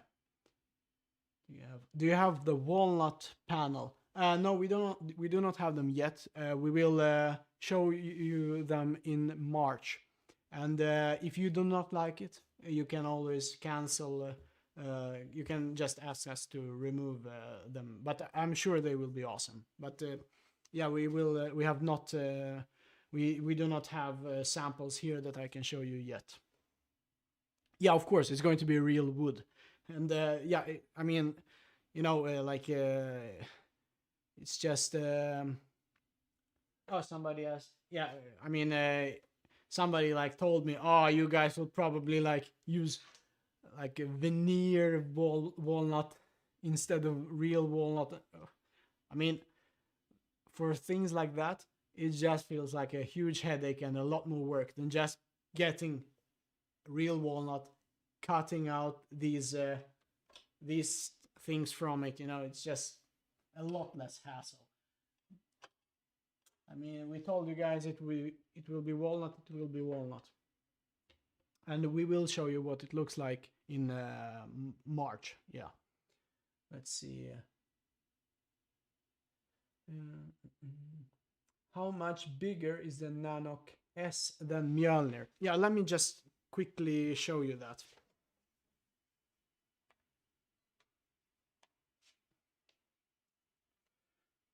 Here we go.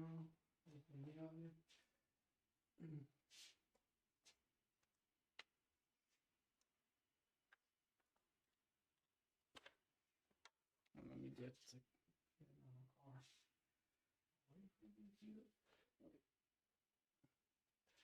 so yeah, let's see like this. So they are very similar they're extremely similar in length. The NANOQ is a bit, the NANOQ S is a bit taller. And yeah, and if we look at them on the front, is it possible to do, what GPU did you use in your MJOLNIR? I used that 3080 XC3 because it still fit in this. Okay. So yeah, it's a bit.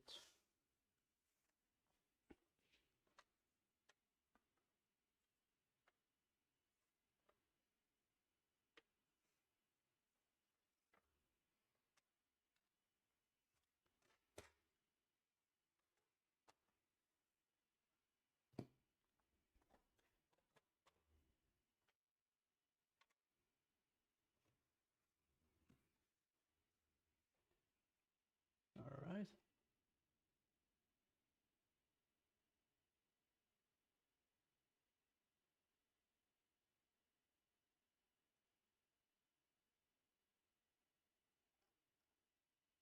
I mean, what I love about the NANOQ is like just when it stands like this, like just simply stands like this, and you just, you know, you go out of the room, you come back, and you instantly, it's like slightly concave, you see on both ends, and it just makes it a bit more interesting. You know, this is, the MJOLNIR is very flat, you know, it's very like, very much a box.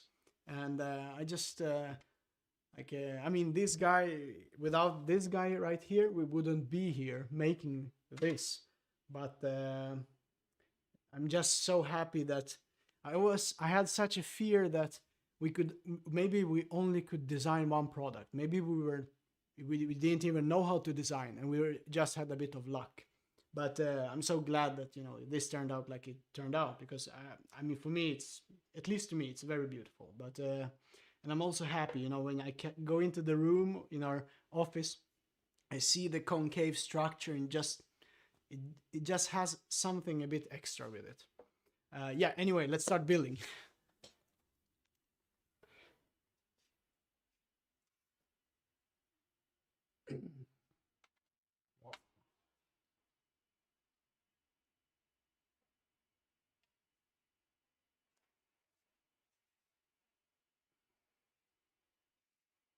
All right.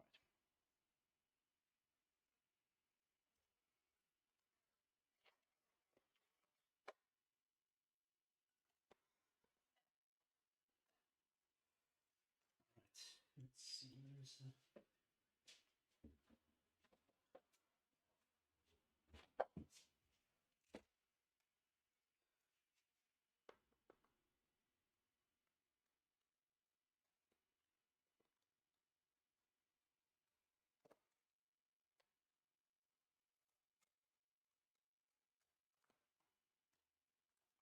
Okay. And inside here we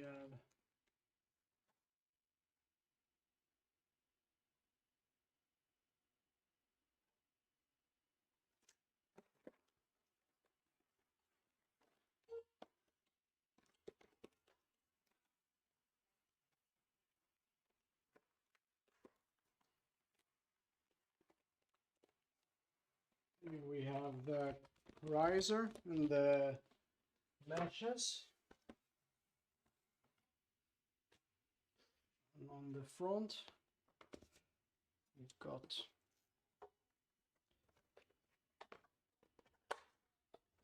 the accessories box. Okay. I'll get this one out of here.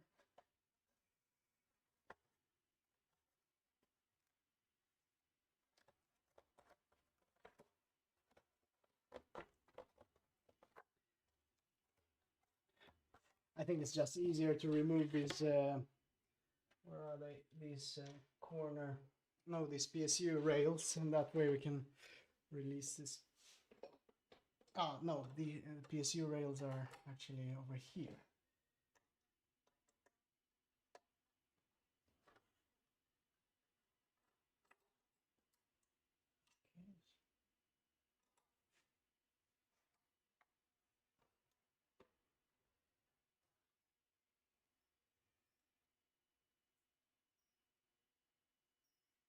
All right, now we can remove the box.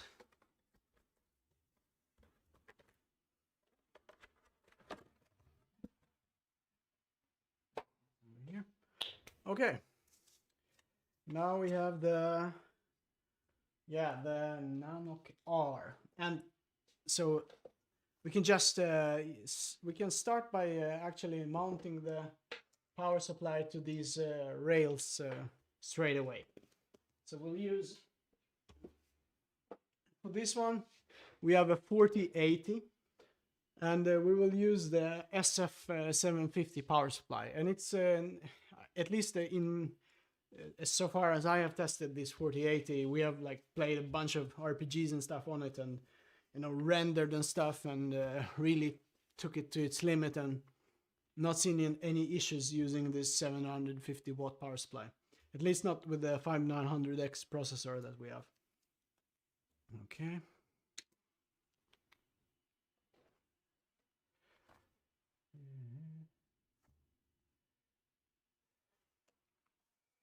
And now, as promised, we'll use the handles for this, and the Lightrays as well.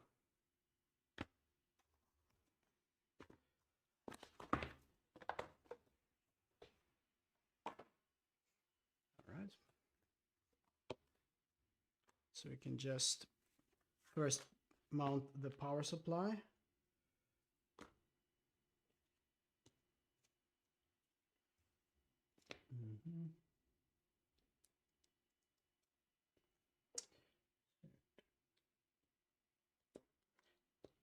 Also, if you want to have a bit of an easier time building your case, I mean, the NANOQ S is very easy to build in, but if you are worried that, I mean, I don't think it's going to be a problem even if you've never built an SSF case.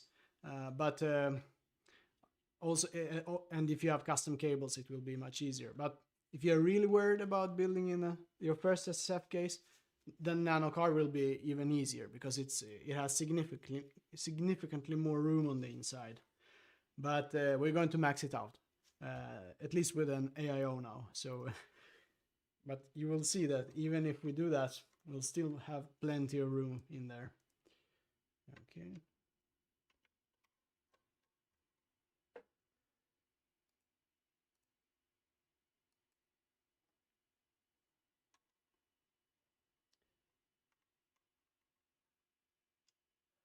Jason T, I see. Oh, huge thanks for getting a NANOQ R. I see. When will the first patch be coming? You mean, I guess you mean batch, right? The first batch will be sent in May this year.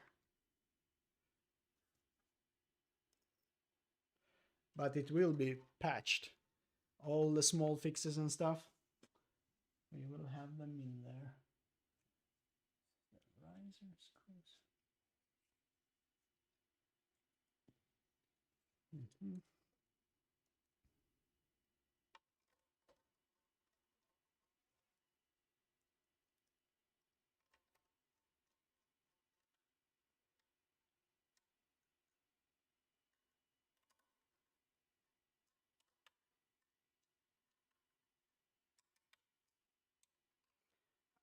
I'm also so much looking forward to a couple of reviews that are coming out soon because, man, I mean, it's like we can't compete with the quality and the B-roll and the guys that, you know, do this for a living. They can do such beautiful work, you know, with the B-roll and stuff. Like, I mean, if you haven't watched, I mean, both Jay Susan's and Davin's video, but I mean, like, because Davin's wife, she reached out to us. And I prior to this, I haven't heard of his channel, but then I like went to it and I watched a couple of videos and I was like blown away by how high quality the content was. Then we sent him the NANOQ S, and I was mind blown. It was like, it was so beautiful when he filmed it, like so much better than we can do. So yeah, we have like spammed his we have taken his review and like started posting it on our Instagram, you know, because like we can take pictures that is good. Let's see here. Yeah, so you see the power supply here. It can go up and down like this in the NANOQ R. If you need some, you know, adjustment for the cables and stuff. It can also be flipped upside down. Then the cables will be here. Also, it can go up and down in this orientation as well. And I forgot to say this, for the NANOQ S, if you have a 4090 or 4080 that is Founders Edition, you can, instead of mounting the power supply so the fan is on towards the outside like this, you can mount it so it's you know, like this instead. That way the back fan on the FE Founders Edition models, it will have some breathing room, you know, through the power supply and out. It will not be facing a wall like here. Of course, I mean, it shouldn't. Let me ask you guys, the fan on the Founders Edition card, does it suck in air? The back fan, does it suck in air or does it push air out of the GPU? So this is important to know. So if you know, please comment so I can, because if it sucks air into the GPU, this will be perfect fix. It won't even heat up your power supply, you know. And if the GPU blows air out into the power supply, of course it will heat it up a bit, but I don't think it's going to be a problem. So, but if you know, you can say. So because I know like a lot of you will be using Founders Edition GPUs in this. Okay. Oh yeah. We shall mount the handles first. Sorry.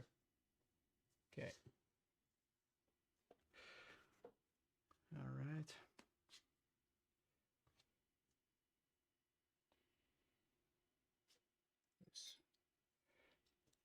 Okay. So let's open up the handles. Here they are. This packaging will be a bit different for the production models because you see these rubber rings, they will have like their own dedicated places in here. Now it's a bit messy when, you know, when they are like in the middle of like, looks a bit messy. Also, it doesn't cost us any more to do it the cleaner way. Okay.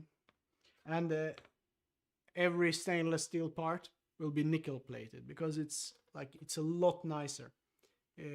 First we didn't know if we should nickel plate it, but nickel plating not only covers a lot of micro scratches that exist naturally on stainless steel rods like this.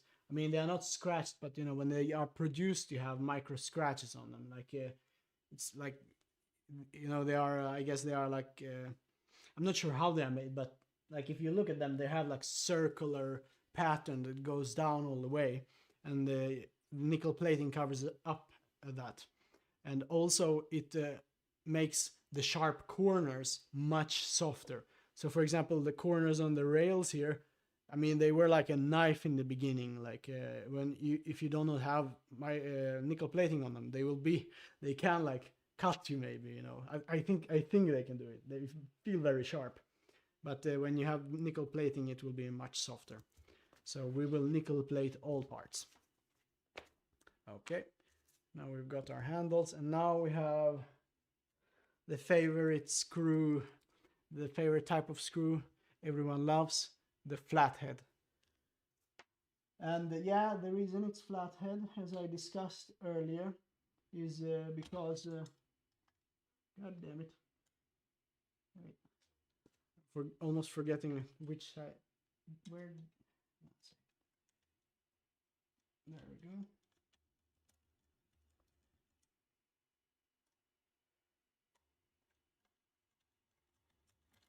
There we go. And yeah, so the fix we talked about is they will have these things. They will have this stainless steel corner knobs. They will have a rubber washer on the inside. That way they grip the aluminium and they do not spin freely. Now, as you may have noticed, I didn't have any problems here like Jay's to Sense had in his case. The reason is because I didn't thread lock these parts on this particular case. So in the production units, even with thread lock, as long as we have those washers, this will not be a problem. So yeah, now we can install the handles. Let's see, let's flip the case like this. Simply put it in here. There we go. Yes.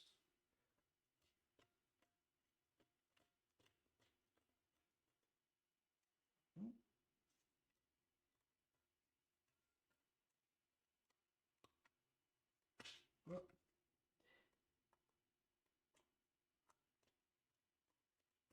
where is the screw hole? One second, let me check. I can find the screw hole. There it is. Come on. How hard can it be?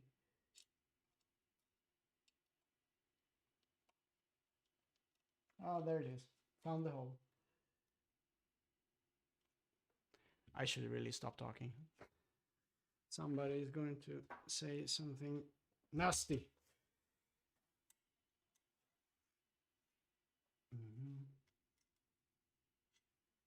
Okay, now we remove the top part here.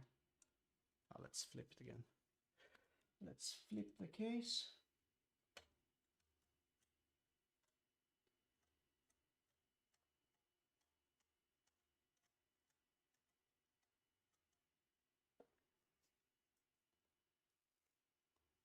go.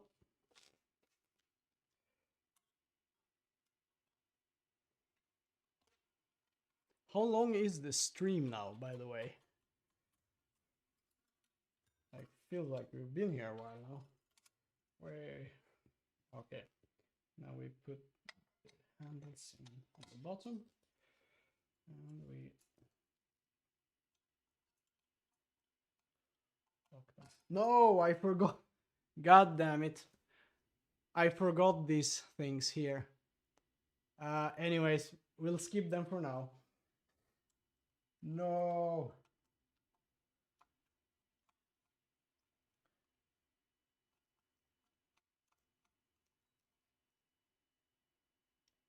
Two hours, 15 minutes so far. Damn. That's a pretty long time.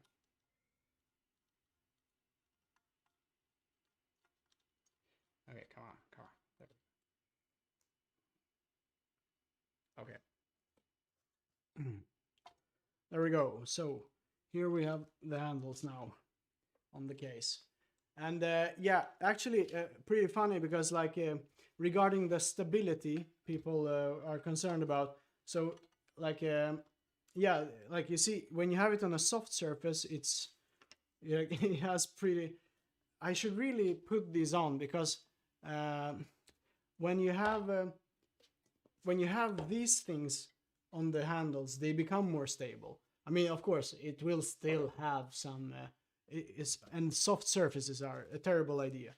You should have it on a hard surface, like this. But because the handles they are not perfectly flat, they still, they still do this. But if you use these things, it will even them out because there is like, these things, they are a bit squishy and they make it more parallel. They make how do you say? Because now the handles just you can't see it with your eye, but they may be just slightly curved here, and so the center point will be somewhere here. While if you have these two things on them, then it will be like what's the word I'm looking for? Anyways, it will be more stable. So yeah, you always use these things. They will protect your table. They will also make your case more stable. And but yeah, the handle's also nice because you can easily carry your case around. Okay. Let's actually no. Should I put these on, or should we just move on? You can write in the chat and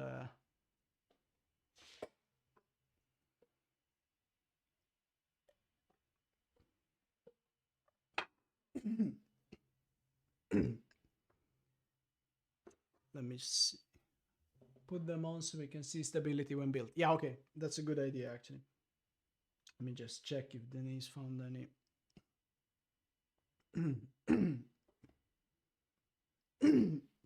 Yeah, let's put them on and then we can see the stability better, because I think it's an important thing to know. Okay.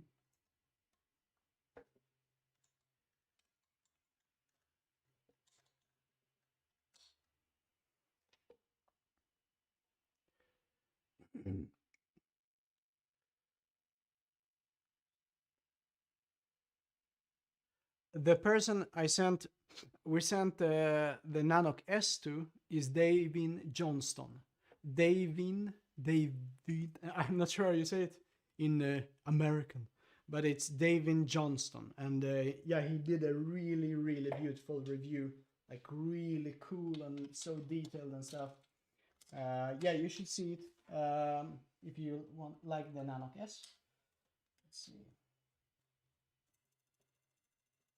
Good Lord. So, yeah.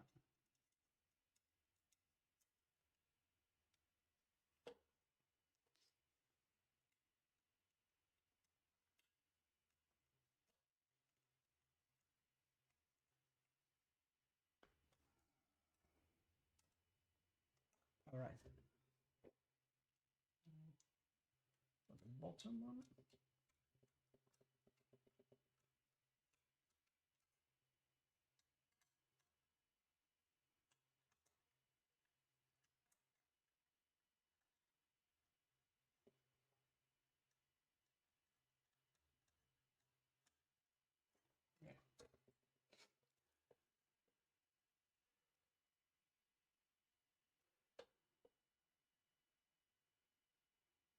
Yeah, Davin has definitely the fanciest B-rolls and stuff.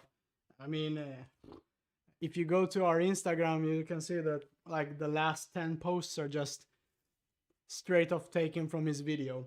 With permission, I talked to him, so he said it was okay. But I mean, it's so beautiful, like such a cool studio with those cool walls and stuff. Can't wait what he can't spoil too much now, but maybe so that he maybe will take a look at the big guy here. Not this particular one, but another one.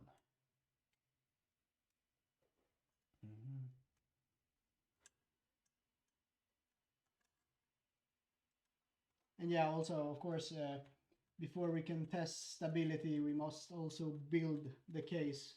Otherwise, it's very light, and you know, when it's light, it does not have a strong. Let's see. There we go. Okay.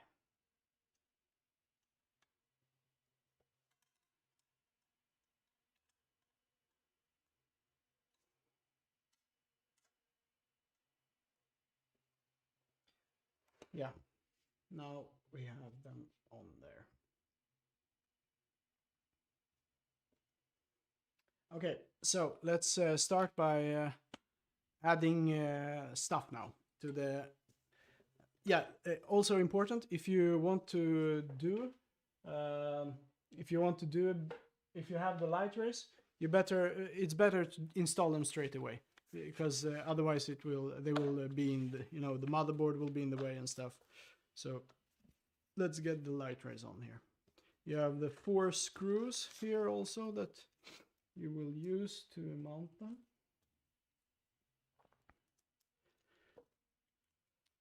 And maybe Denise can have a look in the chat and text me if I missed something important.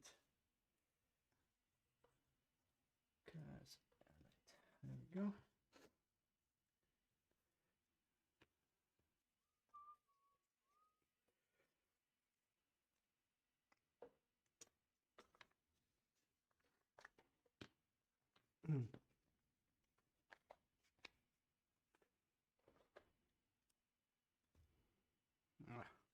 Don't want to put my fingerprints on these stainless steel bars. Okay.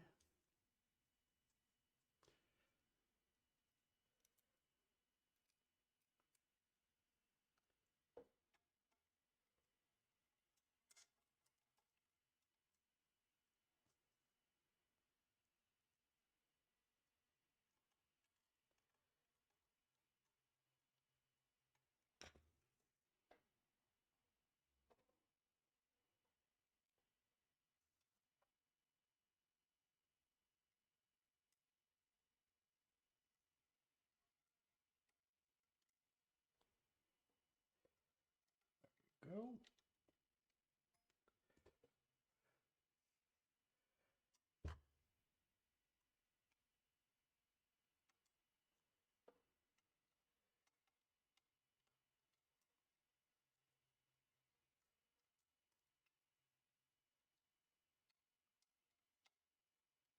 All right.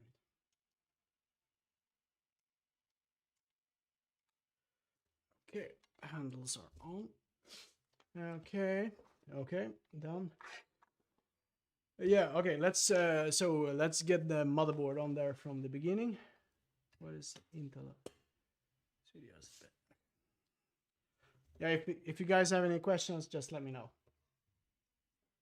Okay.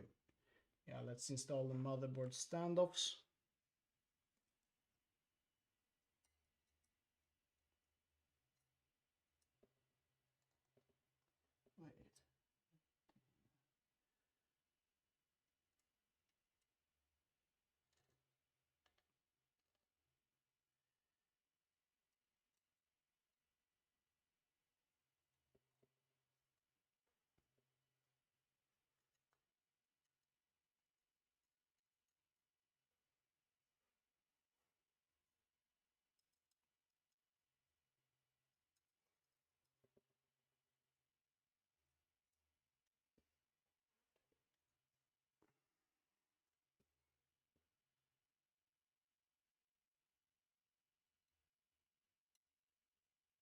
I I think I screwed in this standoff at an angle, so it went in wrong. But now it's correct. All right, let's get the motherboard on there. Just make sure it's okay.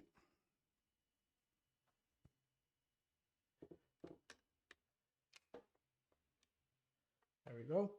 Now we screw in the motherboard. Okay.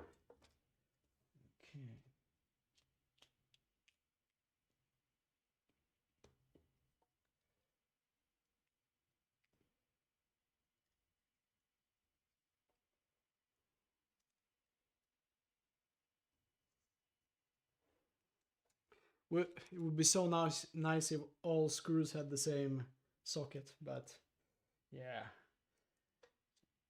The constant need to change screwdriver bits will be gone.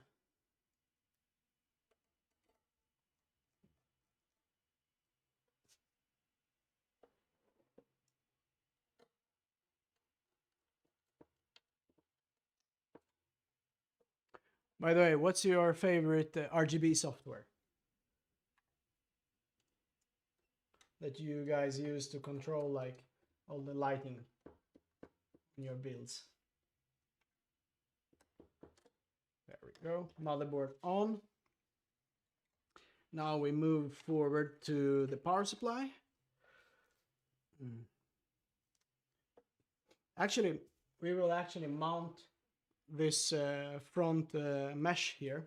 So you can see, like in this, if you see it from this side, we have dedicated spots where these magnets are fixed. It's a stainless steel tape, you can say. So yeah, we just align it like this. There we go. Let's make sure it. Oh yeah, the power cable goes through here.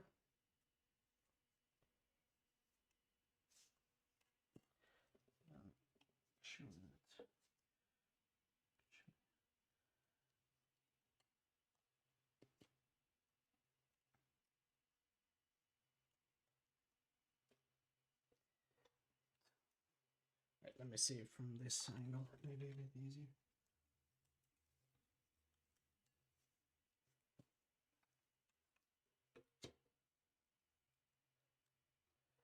There we go. Yeah, now the mesh is on. And I think it looks better with the mesh on here. Yeah, this front bit here is a bit messed up on this case. It was the first case we actually made. Then we like remade a couple of parts for it, but this front bit is a bit, yeah, it's a bit messed up. We have experimented a lot here. So, okay. And now we can actually install the 140mm fan on the top. Let's see, let's get our sound here.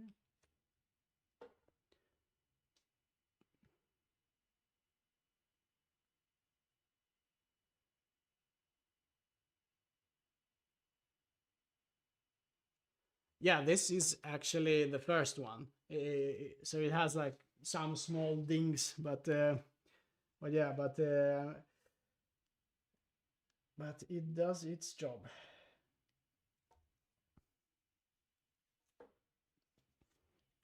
Okay.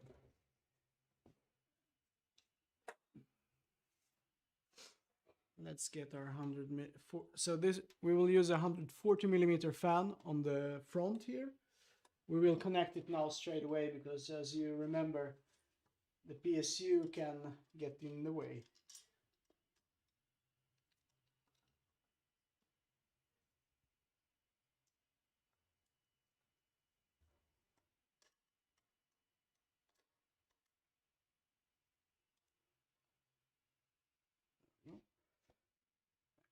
Should we slide it up? No, it's good.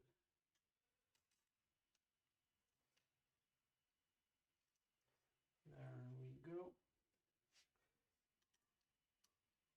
By the way, is volume still good?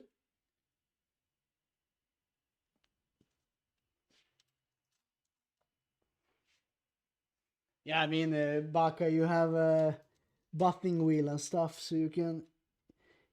It would actually be cool if somebody made something crazy, you know, like totally repainted stuff, and I don't know, made it look totally different from what it looks now. That would be cool. Yeah, like you work with wood, so you can make some cool stuff for the front, maybe.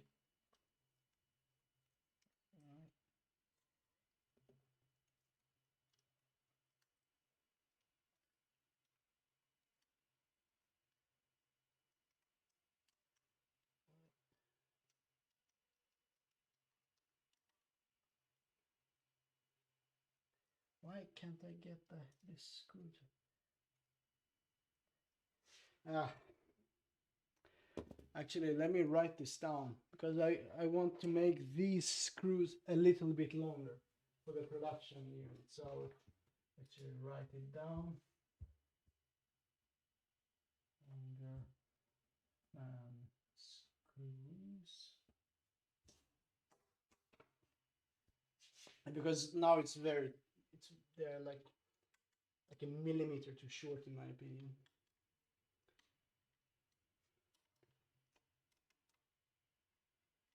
Especially like if you use the mesh, you know, it will make some more space between the fan and the. Thinking we can slide the.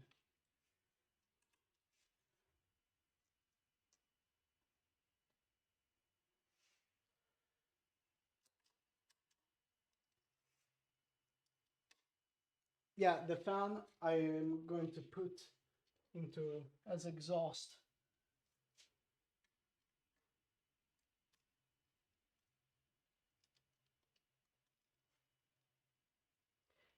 Yeah, so this is a good point here. For the production units, where's this last one?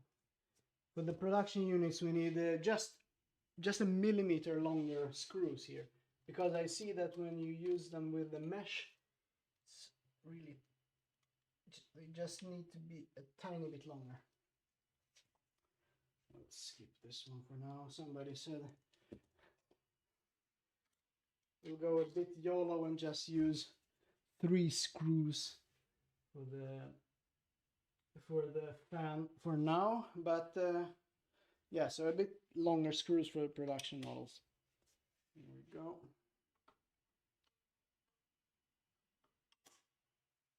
Okay. There we go. Now we put in the power supply, which is here.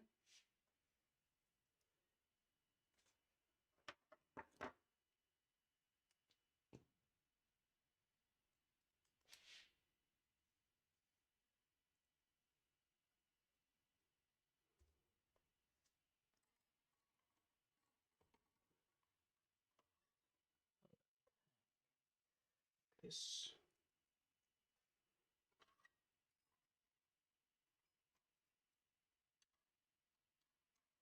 And we get it all the way to the top.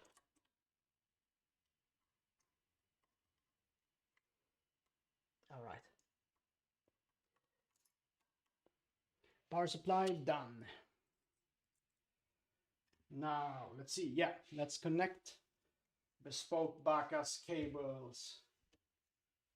First we connect the power supply cable actually. Put it around here. There we go. Okay. Now we connect the cables.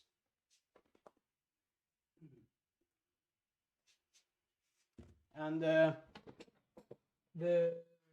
for the power supply or for NANOQ S and R, both cables will work for both units. So just add it there.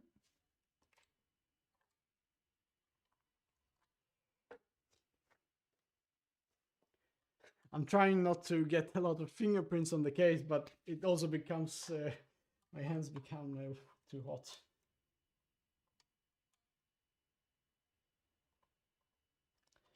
There we go. Now for the EPS. Yeah. I'll take it. Make this search. And then over here.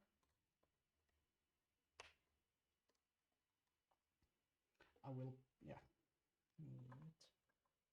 Then we have this, like Bespoke Baka likes to say, horsepower cable. So yeah, because like if you have NVIDIA's stock cable that you get with their graphics card, it will like stick up this much over above your case. Impossible to build with, I would say. So yeah, grab yourself some type of custom cables for the PSU 12 volt VHPVR, or I don't know what is it. Yeah. So this is really beneficial. I know several companies make like custom, length cables that are this. I don't know. Are there any adapters that don't melt your GPU nowadays? Because if there are, you can use one of those as well. Okay. So, and you see the benefit of having like Jay's Descent said, a tubular design. These are rods, not tubes, but I mean it to be like really correct, because tubes, they are they are hollow, and these are rods, they are like solid and also quite heavy and strong. But yeah, the benefit of such a design like this is like you can like there is nothing in the way. You can like, oh, I want to have this cable go behind the power supply, and like even yeah, so there is a big benefit to having rods instead of plates, instead of aluminum plates like we have in the MJOLNIR. It's like, it's also not in the way of your M2 SSD that you have on the back of your motherboard and stuff. You have overall better airflow in your case. All right, there we go. Okay.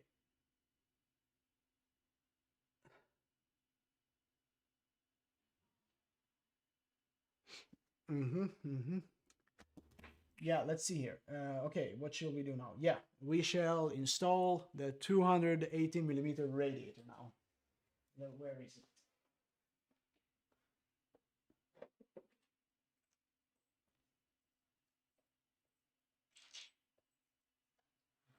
Here we go. We place this to the side for now. Actually, we'll place it like this. There we go.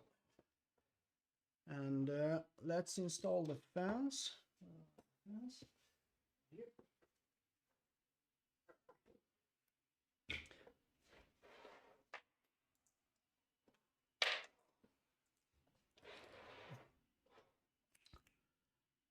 Where?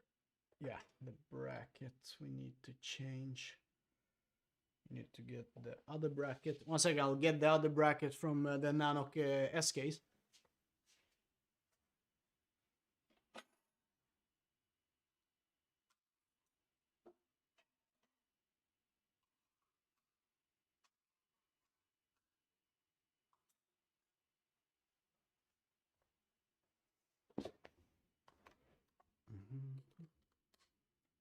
There we go. Wait, it's going to be this way, so we want them like this. Yeah, here's a... can two radiators fit in a NANOQ R? Yes, actually two radiators can fit in the NANOQ S as well, especially if you use slim ones. And in the NANOQ R, you can fit two radiators as well. So you can have two 280mm radiators, one next to the GPU and one on the bottom here. However, the second radiator, the second 280 radiator, it does not have official mounting. So I mean, that's something to be aware of. However, we are designing a couple of 3D printable brackets that will latch onto these corner pins here, corner rails, and then you can officially or 3D print bracket mount your second radiator. If you use hardline, then maybe, you know, I mean, I've seen plenty of builds that don't have the second radiator mounted to something, and especially when using hardline and stuff.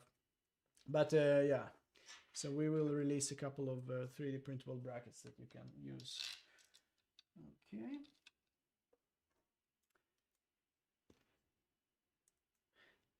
What is the best screwdriver for PC building? Because I'm looking to buy one, if you guys know. Because I don't know, feels like this screwdriver right here, I've used it a long time and it starts to give up on me now. Like it's you see, really old.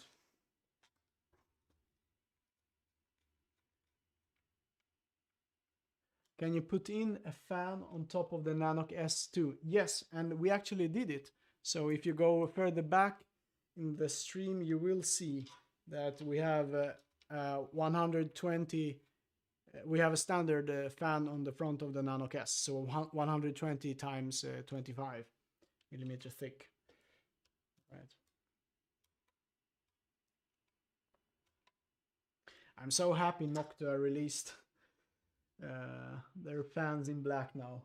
It looks so much clean. I mean, I think their color scheme is legendary in a sense, but I think it looks so clean with just, you know, just black like this. I actually, the front fan we put on the NANOQ S before, I actually painted it myself. I know Noctua says like, don't do it, it will destroy, you know, it will ruin some of the optimizing, which I totally believe, you know, those guys are totally crazy about optimizing stuff for fans. But yeah, but I think black is so cool. So really happy that they offer it for their main fans now. All right. There we go. Now we mount the radiator to the NANOQ, and I'll show you right now. Look at this. Like, as I said, we will use holes instead of slots, like on here. But look, so now when we have slots, this structure it's weaker than we would like. So for the production models, we will have holes, which will be much steadier, twice as steady actually. But look, like now, if I do this, you see it gets, you can really move them. Like the good thing about like steel, it has a lot of spring back. But once we mount the radiator, they will become like a solid unit and become really strong. So even where you have slots, it will become really strong. But so let me show you. But the good thing is, in the production units, it will be even better. I mean, if we can do it even better, why not? It's not like I have a ton of other things to do in the world. Like, this is our main job and might as well work. Right, how should I should put this in front like this.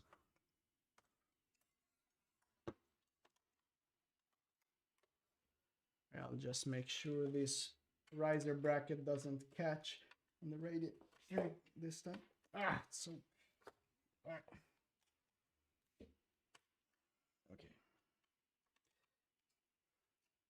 Now we put the riser bracket all the way up. There we go.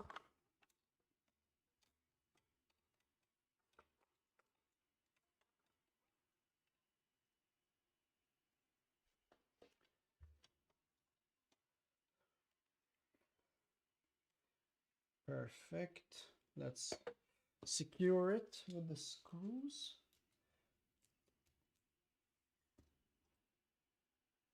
iFixit screwdriver kit is really good. Yeah, I've heard about that one actually. So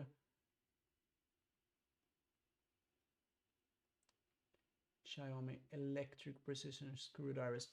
Regarding like electric screwdrivers, I mean, I've never used one actually, and but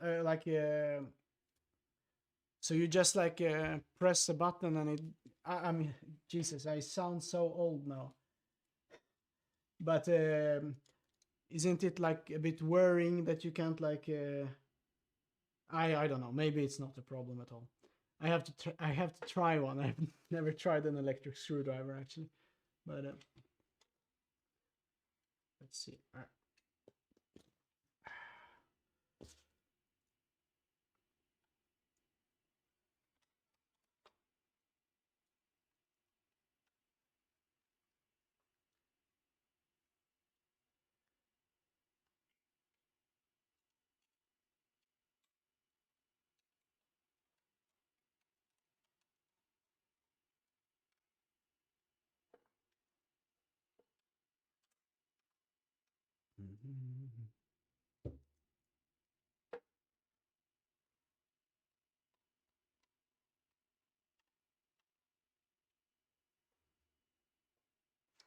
Oh yeah, something interesting. I see that I mounted.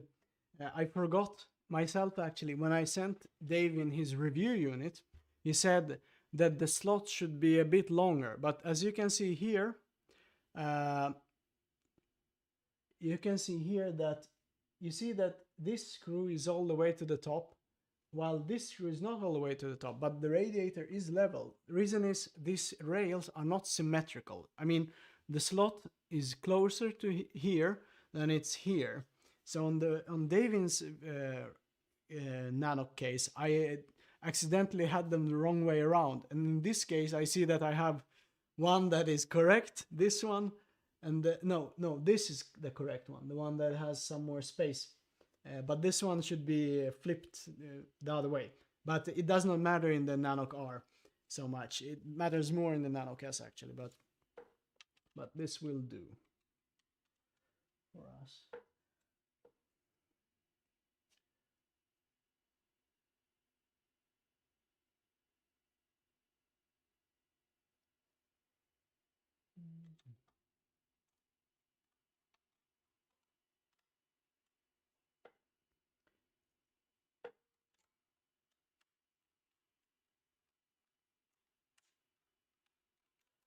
Does it actually create a problem by not having them? Wait, where is the screen?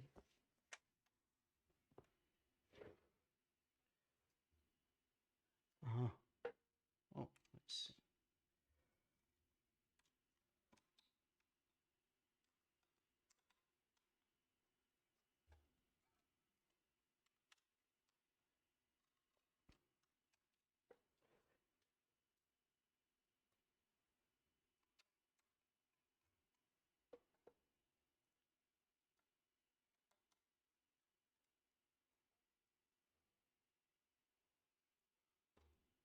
Yeah, it does create a problem to have one correct rail and one that is flipped the wrong way around, because now I see that I cannot mount the last two screws. So yeah, so both rails should be oriented the same way, because otherwise it's, yeah.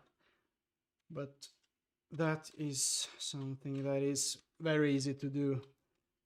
Also, the factory, they sent it the right way, but when I disassembled the cases and assembled them again, I forgot that we actually designed them to not be symmetrical. Because like the reason they are not symmetrical is because of this power plug. Like you see here, the power plug, so the length the radiator can go down is different from how much it can go up, because the power plug and how thick, you know, the radiator will be here, or the fan, it determines that stuff. But yeah, so but okay, let's see now. Check this out. Like, you remember how easy I could push in the rails before? Now, since this is one solid unit, it's super strong. I mean, like, I can really push it, you know. I can do like this. Look at this. You see, I just yank the case in it and it's not a problem, because now it's one single unit and it's super strong. So yeah, but it will be even stronger in the final units. Because why not? Okay. Okay. Time to what have we left here? Let's do some quick connections of the fans and stuff.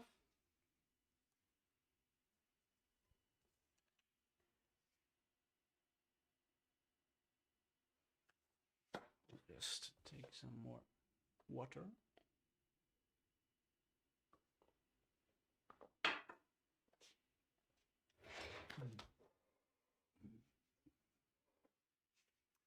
Let's see, I have a fan here.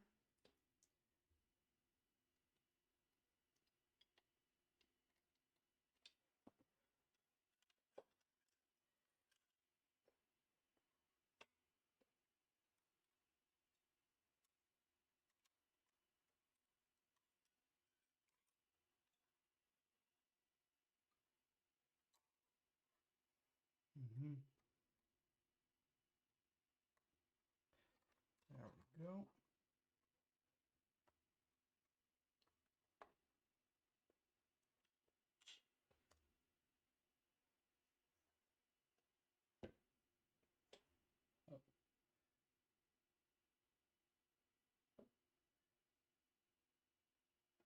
Okay. Wait a second. I forgot. How did I connect these fans? Am I forgetting something here? Because this is actually my build, and how did I connect them? So there's that fan, and there is that fan. Ah, yeah, no. Oh yeah, okay. I get it. Oh, god damn it. You see I can show you here. So my splitter here, this guy, it doesn't reach this fan header here, or the fan connector, because in my case I slid the radiator up even more than I do here. So we could fix this by flipping this particular rail 180 degrees. Then we could oh wait, no, what am I talking about? I'll just lower it. Yeah, I'll just lower it. Sorry. So confused sometimes here. Okay. So let's just lower it.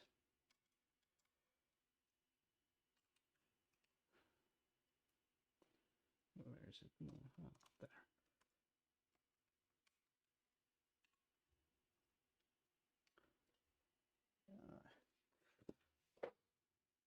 Let's lower it even more. Let's maximally lower it.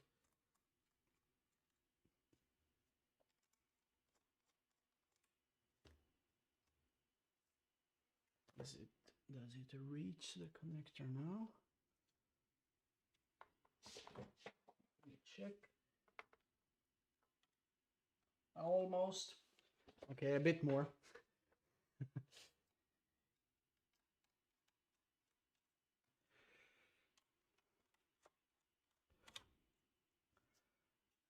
Smoothest build ever, right?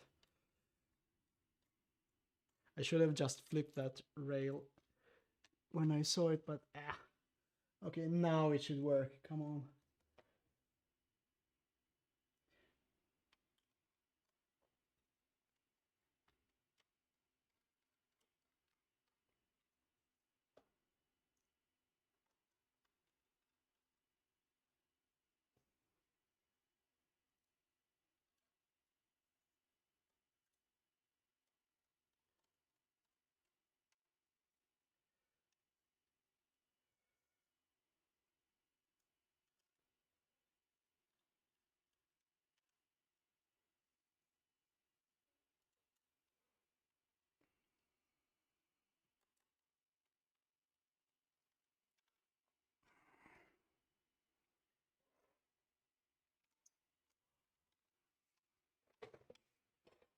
All right.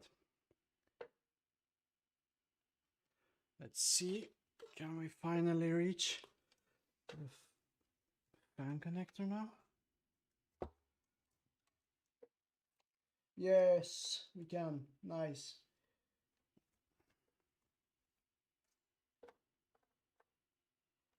There we go. And connect this one. Okay.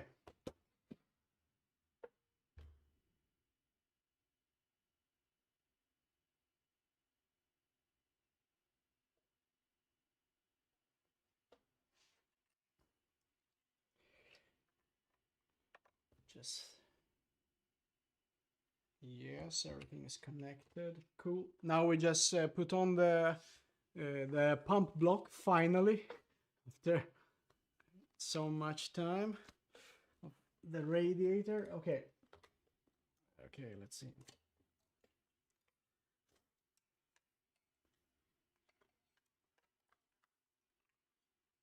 What way should I mount it? I think this way. Just going to check it first before applying thermal paste. Yeah, this way. Yeah, it'll go this way. Okay, cool. Where's the thermal paste? I've actually never tried this thermal paste before. I just bought it today. It's Arctic MX6. I used to use Noctua's NH2, I think, but I don't know. Maybe thermal paste doesn't even matter so much. I mean, the different, you know, the top ends of thermal paste. There, I don't know how many degrees difference there is between each, but probably not a huge amount, unless you go to liquid metal. Where's my little spatula?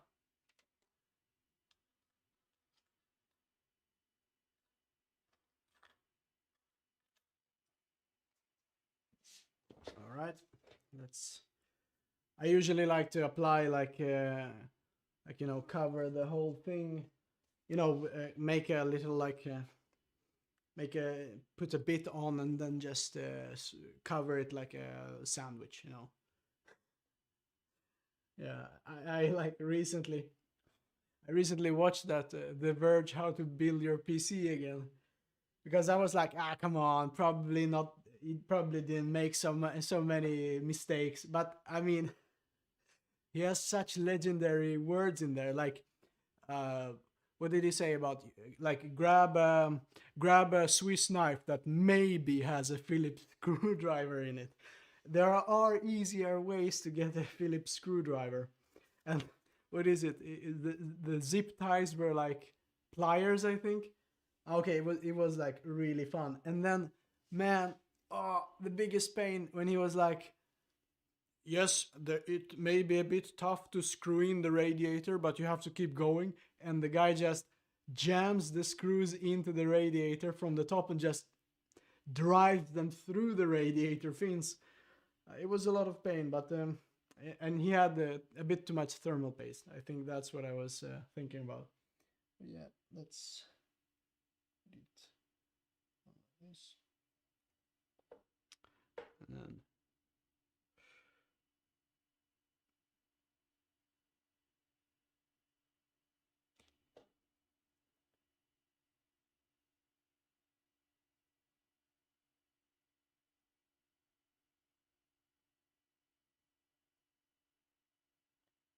I don't know if I'm actually imagining things, but this thermal paste is a bit stickier than Noctua. Usually I think I've had a pretty easy time spreading out the Noctua one, but this one is a bit stickier. I don't know if I'm just imagining stuff though.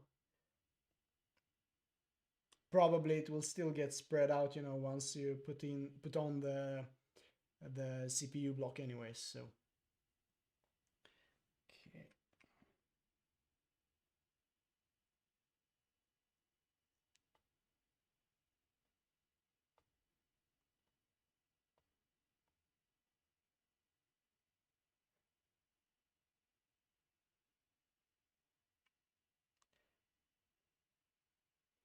I think it's definitely stickier. Okay. Now let's put on the block.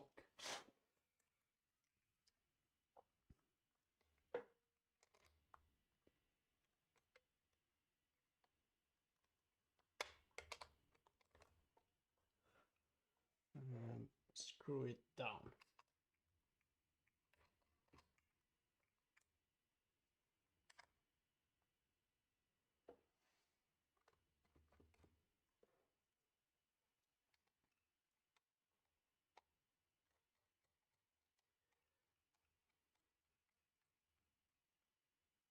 Right.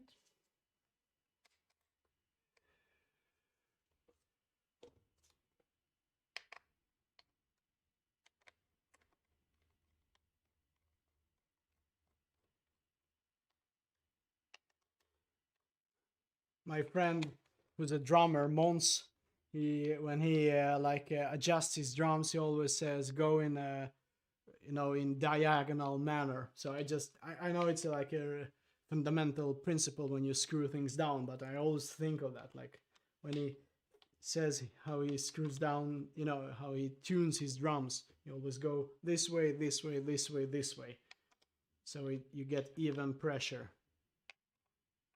There we go. Cool. Now we connect the AIO and we are almost done.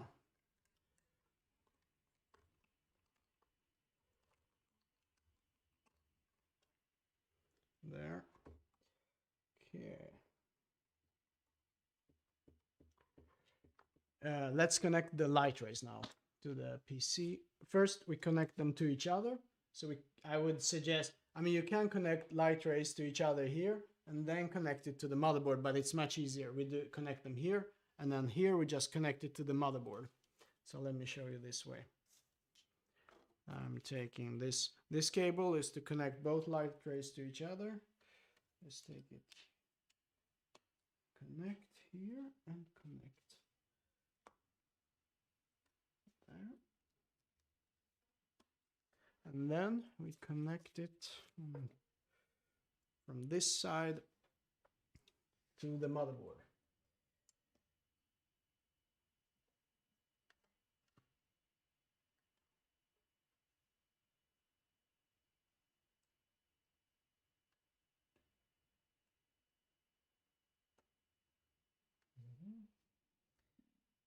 Now I have forgotten where the RGB header is here.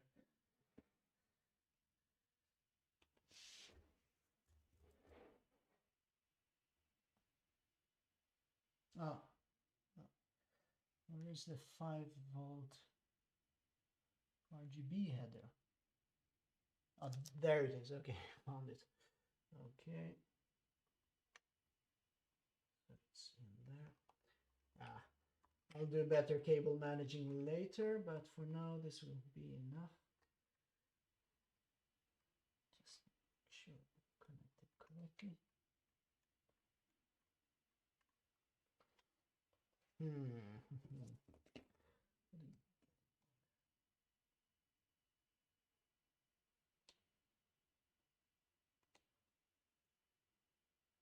There we go. Would have been easier if the RAM sticks weren't there. Okay. Yeah, oh yeah. Last thing now, GPU. Time for the GPU.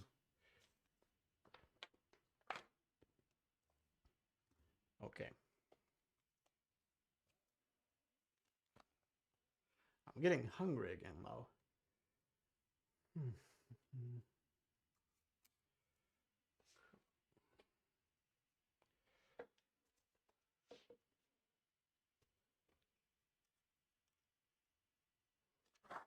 Again, since we talk about the GPU, you can go to the beginning of this video and I will demonstrate the new GPU bracket the additional bracket we have for fixing the GPU in much more secure way than it currently is. Now it's just fixed in the riser and this bottom screw, but for the production units, all units you guys buy, it will be fixed in the riser here, and we have made a totally new part that will fix it to the back panel, so it will be like super secure. I will show you right now in this case where the stability issue actually is, because it's not it's easier if I demonstrate, so you guys can see exactly what the problem is.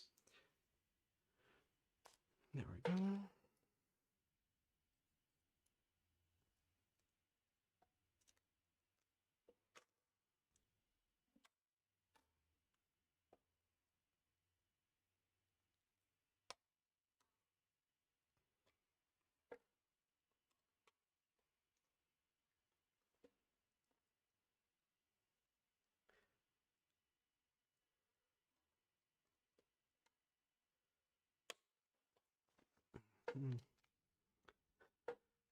You know, a fun thing, I mean, I can admit to this because it's, why not?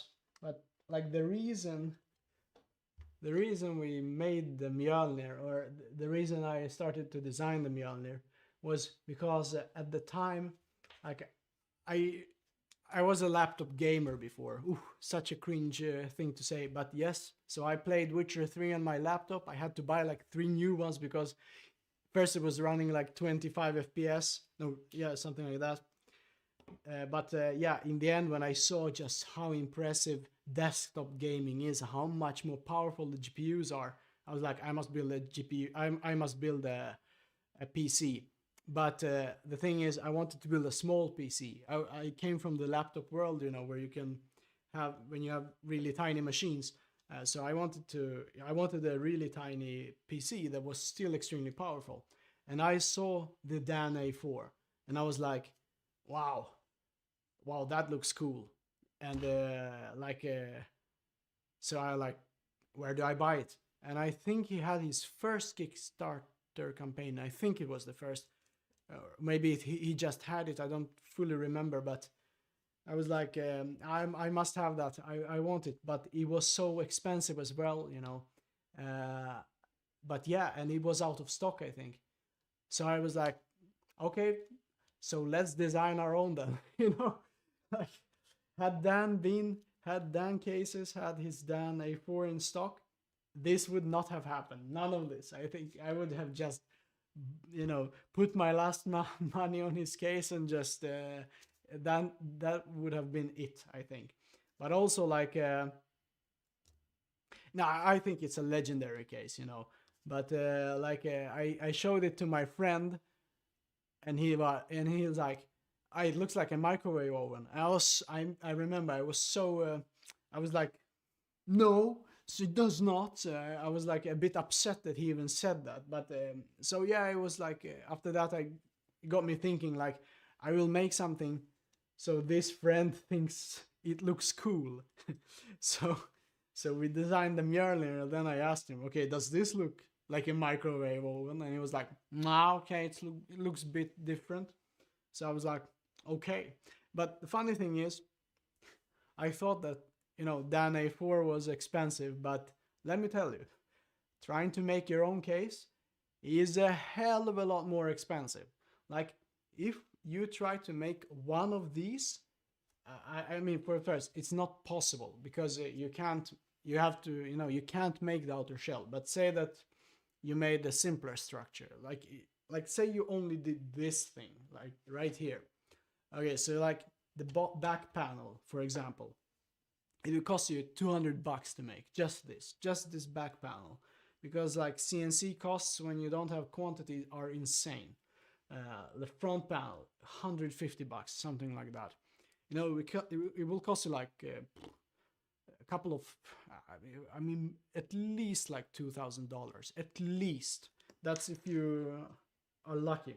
Of course, if you run your own CNC shop, then it's different. But yeah, so because like before we could actually start selling the MJOLNIRs, we had to make some, you know. So yeah, it was pretty funny. Like, I thought the Dan A4 was expensive, and then I put out like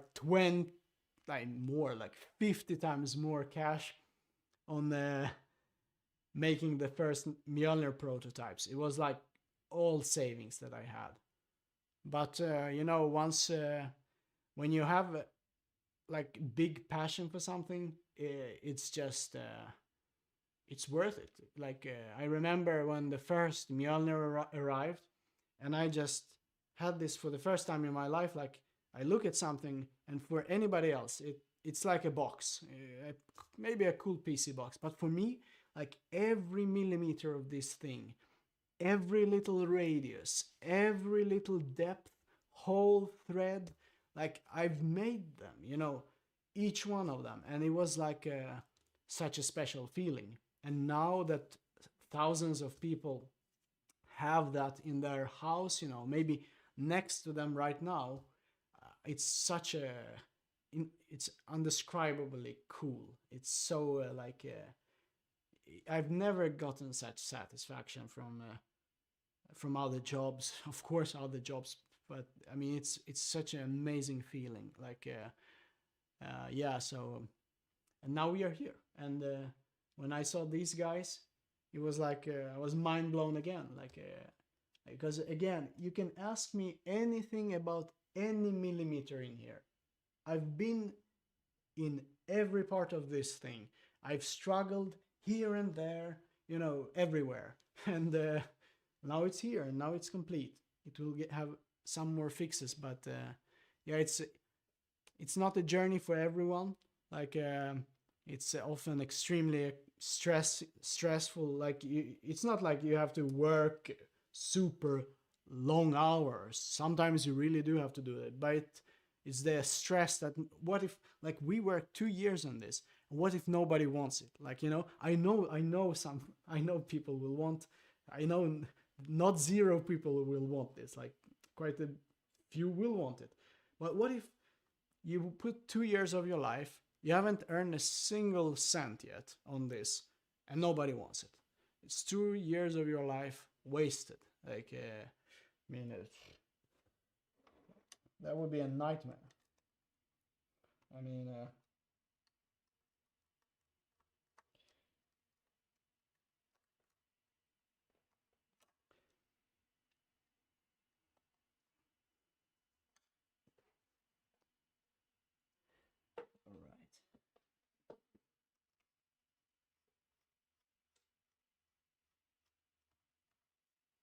And also, something that I can continue and say here now is that when we were making MJOLNIR, for us, we have never made a product in our life, and at that time, and yeah, it was like making the product is the achievement or the goal.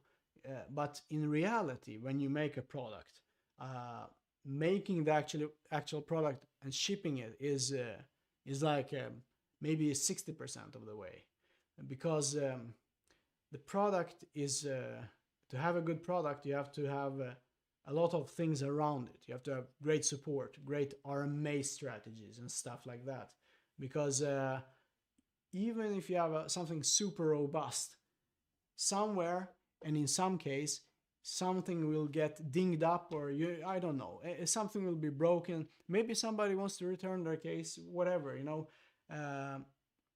If you don't have a strategy, things will jam up. Like I thought that for MJOLNIR, like in the last batch of MJOLNIR, we actually did replacement parts from the start. Like, but we did not have a replacement part strategy. You know, how will we handle replacement parts? Because I thought, like, you know, we have a bunch of replacement parts. I guess if somebody has some problem, we'll just send them out. Yes, but how? Because if you do not have a plan, even a simple plan, you will jam up and you will get stuck. And because let me tell you one thing, once this circus starts rolling, you know, once you release a product, it just keeps going, and you have to make sure that you have placed good stuff from the beginning, because it's hard to put in significant changes. I mean, of course it's possible, especially with experience, but it's hard to, if you are new, to make adjustments when the thing is already launched and you have to deliver now and you have to take care of people who got defects and stuff. Very hard. So for NANOQ, like we said, like, okay, we'll discontinue MJOLNIR, and then we will do this, and we will make a bunch of them, take them home, and we will consider strategies like, you know, what shall we do with the replacement parts and stuff? How shall we handle support? How shall people change their address? You know, how shall they do that in a timely manner? So we said like no launches until we figure stuff out. Like now we shall just chill out, and when we have figured things out, we will launch, but not before. So so for example, when it comes to people that have pre-ordered, and say you want to update your address. So on February the 20th, we will open the login on our website, and you can log in using your order number and your email, and then you will be able to change your address whenever you want.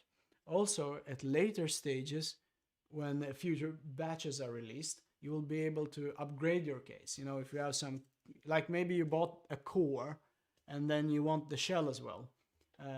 So yeah, later on you can just log in there, grab a shell, and we will send it to you once production is finished. But also replacement parts. So here's the plan. So because they will come up, even if, you know, when you send out a bunch of cases, even if there's a really low percentage risk, that still means that somebody will get affected. So the way we will handle it is we will between the 1st and 5th of each month, we will send in the replacement requests we have gotten thus far to the factory.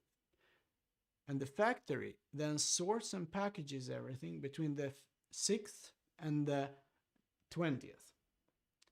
And then they send it to the freight forwarder. And the freight forwarder gives us the tracking number by the 25th, which is the day we also send them out. And so it goes on and on and on. So, and because I've noticed people are not upset when it's the most frustrating thing for people, as I've noticed, is not that they have to wait to get a replacement part, as long as it's a reasonable wait, but it's knowing when it will arrive. Like even if it's like 1 month for you to receive it, or maybe 2 months, you know, if you send your request to us the 2nd of the 2nd day of a month, we have already sorted stuff and sent it to the factory. So we will send yours the next month to the factory to be sorted, packaged, and then freight forwarder will send it. But you will at least know exactly how your replacement parts will be handled. So somebody asked a good question here. There is no MOQ from the factory for the replacement parts. Yes, exactly. There is no. The reason why there is no minimum quantity for the replacement parts is because we will make the replacement parts from the start. So for example, so say we need 10,000 of these corner pins or corner rails, right? So in our, we simply, when we go to the factory now, starting from the first batch, we say we need 10,100. You know, because we estimate the risk is this high for this part, or blah blah blah. Each part is different. Like, so the parts are already finished. And look, if nobody needs replacements, that's great. We have extra parts that can be used in future batches. You know, they are still brand new parts. Nobody has installed or used them, and they just move on to the next batch, and so on and so on. So it would be problematic if we did replacement parts afterwards, but we will not do it. We will do it first. And yeah, I had something else I wanted to say. I forgot it. Anyways, let's put in the GPU. I have talked long enough. Let's get this guy in here. All right. I think we should place the case vertically like this. Maybe we need to remove this. We'll remove the soft thing afterwards.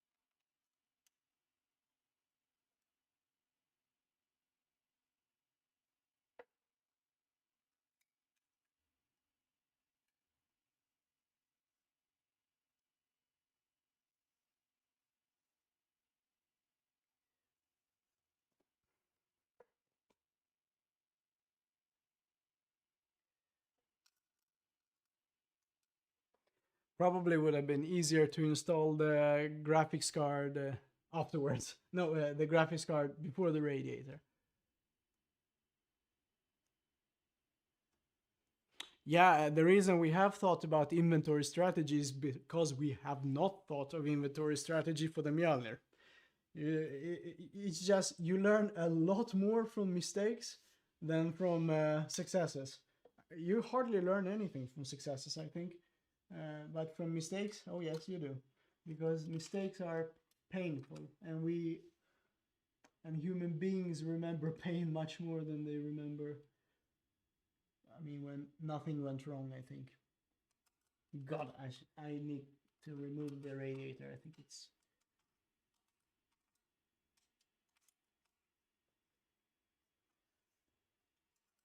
How will I mount this? Hmm.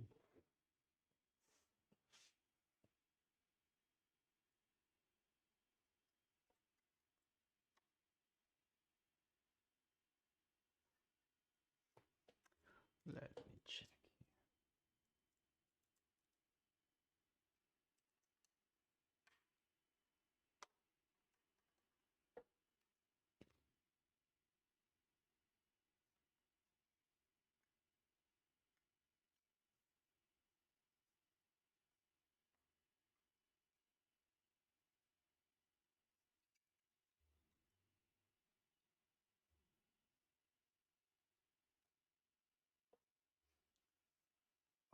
I should have really mounted the radiator last because now it's so hard to get to the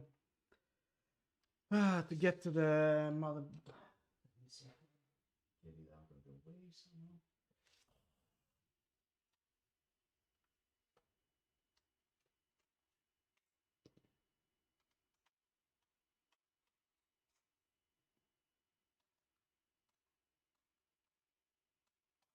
We're almost there, guys. Hang in there.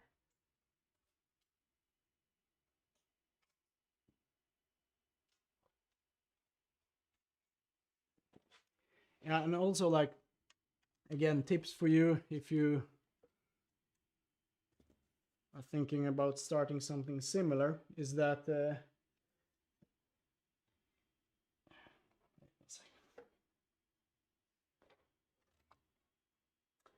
no.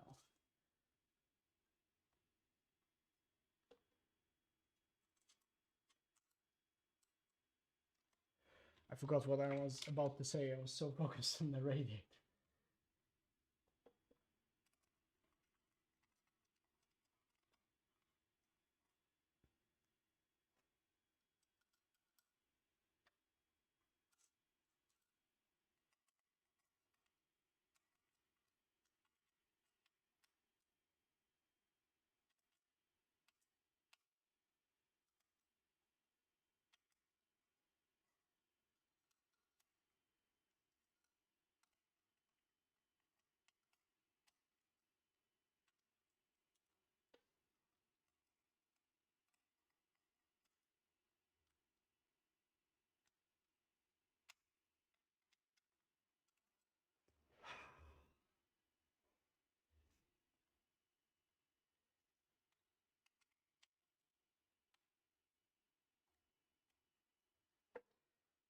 What's going on?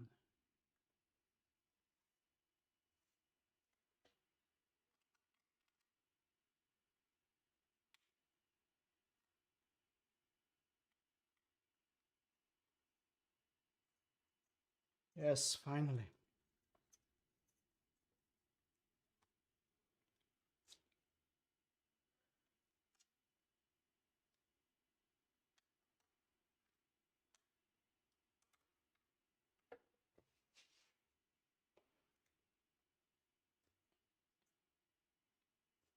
Okay. Note to self, mount the radiator last.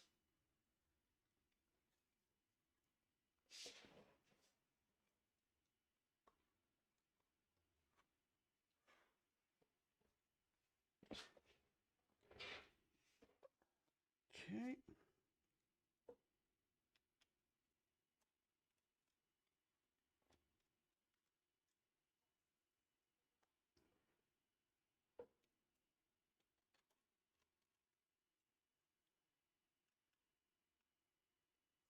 Oh yeah. I was about to say that like because like people have been were rightfully upset in support for the Mjolnir, and the reason is the reason is if you don't have a good strategy, like to have good support, you must have something worthy to say. Like when we did not have a good, inventory strategy, like we couldn't say anything good to the person, you know. So it's not like we could. It's not like we responded and stuff, but it was like always, oh, it's going to be soon. Soon does not cut it, and yeah. So for this time, in this case, it's no longer enough to just make a product for us. We've already done products. We have made like 5,000 of the Mjolnirs. So now it's not enough to just make a product and ship it. This time there is an additional goal, and it's actually to make a company that is, more mature, behaves like an adult. If people have problems, if they want to cancel their orders, if they want to return something, whatever it is, liksom. Okay. And I think we're done. Whew.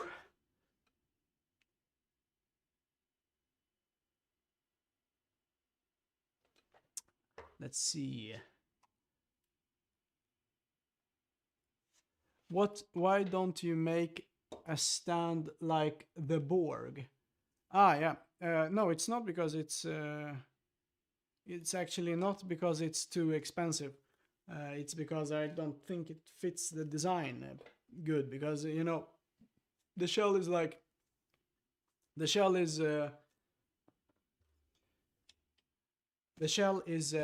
how do you say, it's concave, right? And if you have something like the Borg, you can do three ways, right? You can make a cover that, a skirt, if we call it a skirt, because you have the shell, it's concave, and the skirt can be either flat, it can be convex, so it goes to the same thing as the shell, or it can be concave as well, so it becomes a bit like this. In either case, I don't like the design of that.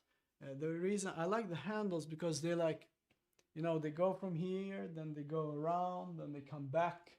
The same here. Just also you can carry it easily in the handles. And now we can talk about the stability, because now the case is finished. And you see, like I can, of course, if I do this, see, yes, if I do that, but let me show you the difference it makes on soft surface or hard surface. Like if I do it like this,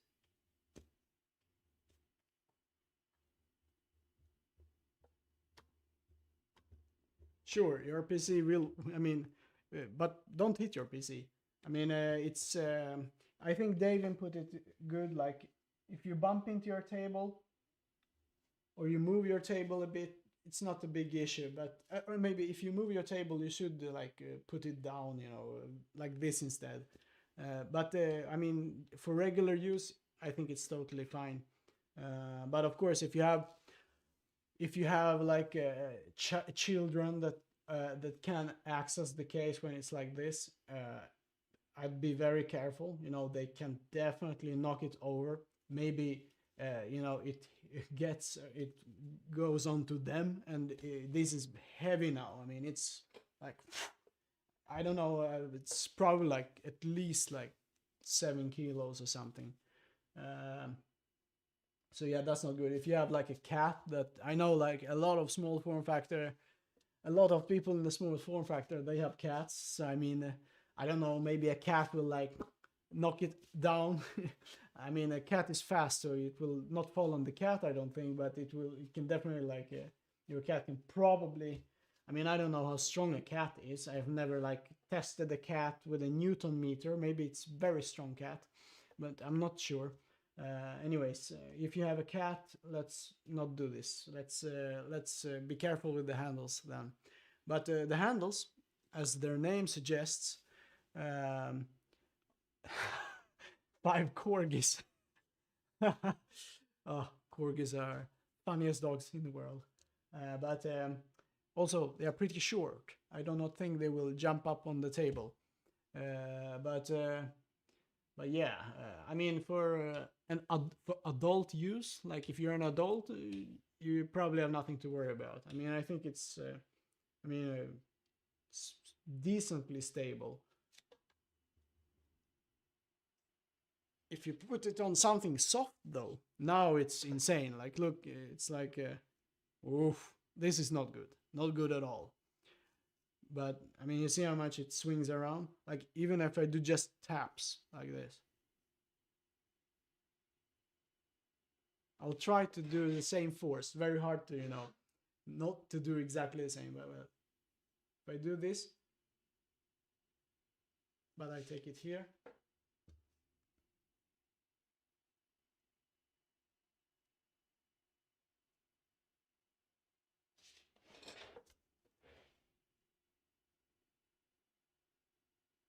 I'm feeling I do the exact same force now. I mean, I'm not sure, of course, but I feel that I do very similar. And if we do here, yeah, it's like extremely more stable on flat surface that is hard. Also, this table wobbles a bit as well, so probably even better. Can you add different rubber feet for stability? Actually, yeah, guys. So we have something again that will be 3D printable, but we will make a couple of things you can clip on here that will, in my opinion, ruin the design a bit, but they will make it more stable. They will be more flat, because the reason this has like, these are round rings, right? And they grip and they look like a bit like they are not square down there, so they have some roundness to them, which creates less surface area for the case to grab onto the table and become stable. Oh, worst sentence ever. But we will create some 3D printable brackets that make it more stable, that you can clip on there like rubber. But this is pretty funny. So if we do this, like, look at this. So with the rubber rings, they protect your table, but they also add stability. So if we do this, and now we move the rubber rings out of the way, like, not only can you scratch up your table, but also it's less stable. You see? Oof, it's almost worse than when it's here. And I think, you see, it still goes like this. And it slides around. I mean, I personally use these handles to carry the case. So I like put these guys over here, and then I grab, I just grab the handles like this, and I take my case to the living room or to a friend. But if you are going to use it vertically, then very important to not forget the rubber rings that go onto the feet, onto the handles, I mean. Okay. All right. And now let's cover it up.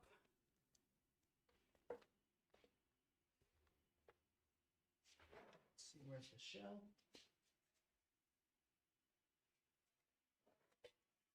Again, I'll show you.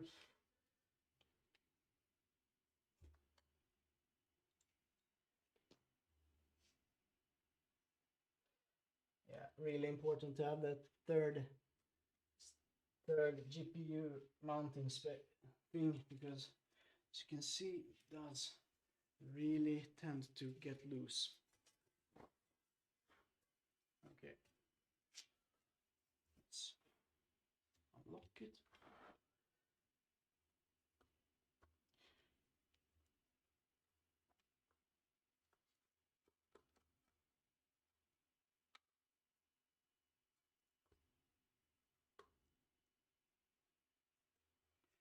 All right.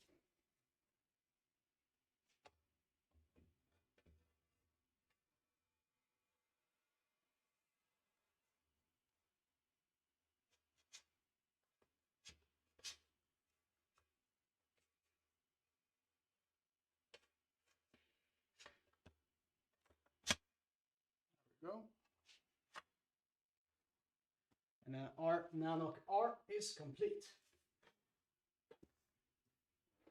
And also, like, so yeah, if we don't have the case, you see, you can just take it with you like this, because these handles, you just bring it along. And yeah, so it works both as a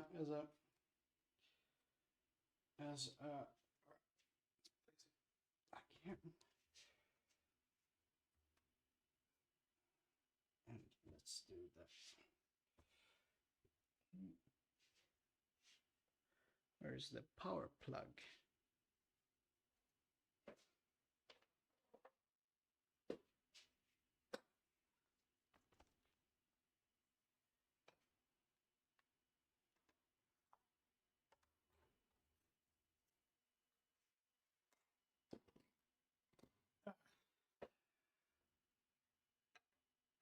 Wait, have we forgotten something?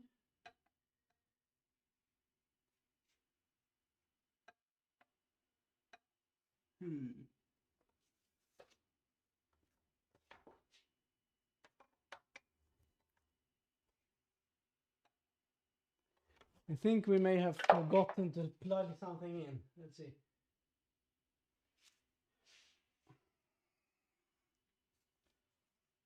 Let me check.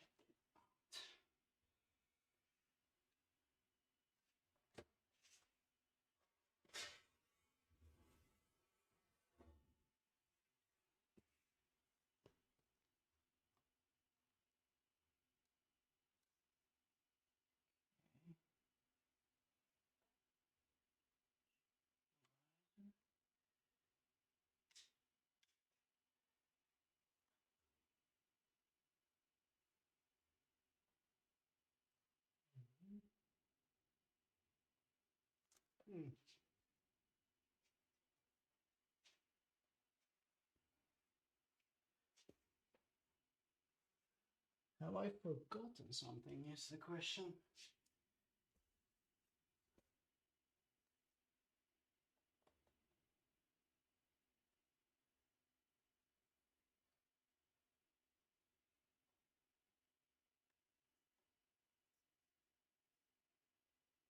Oh yeah. Okay, I see the problem is I plugged in the power connector to the whole to a totally wrong wait a sec, let me check here. I plugged it into the wrong thing, I think. Or did I?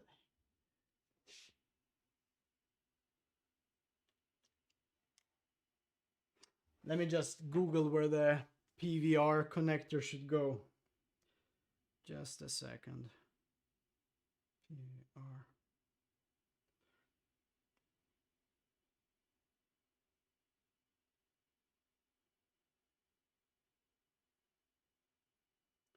PC, PVR connector.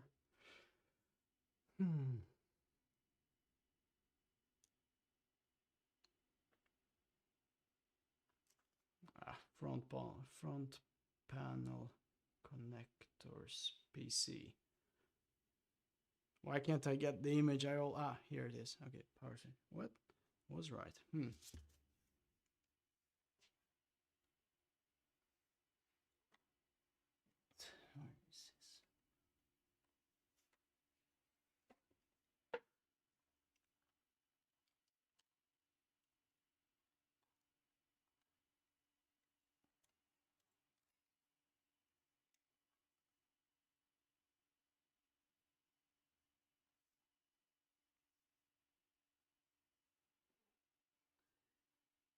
Shouldn't be anything wrong now.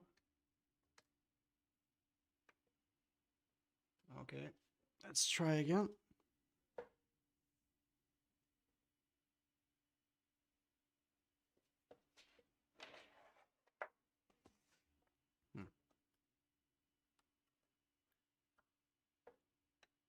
Why?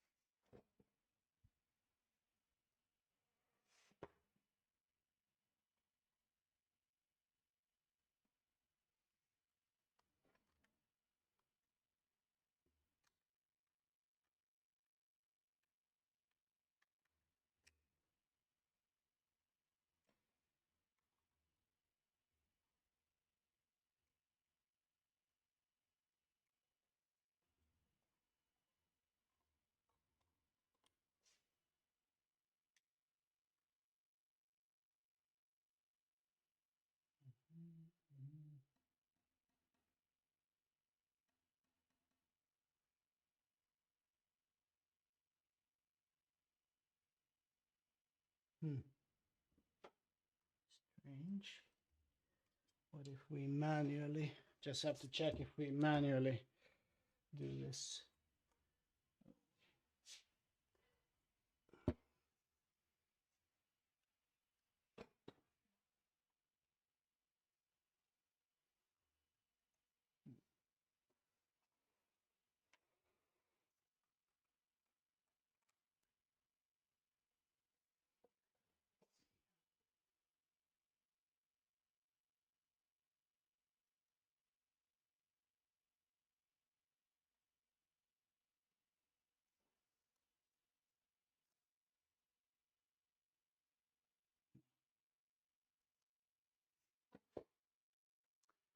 Strange. I don't know what the.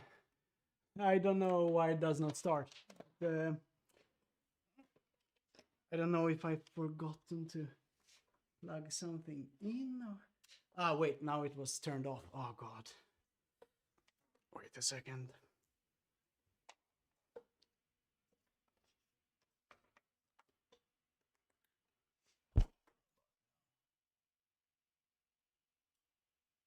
Okay.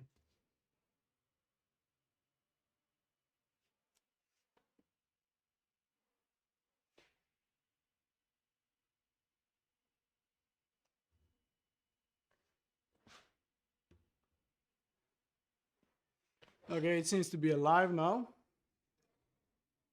This side.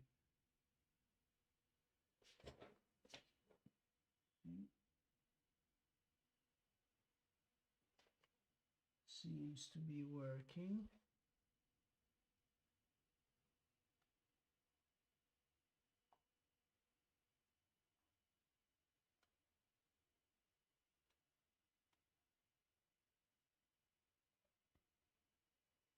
Yay! Ah, okay.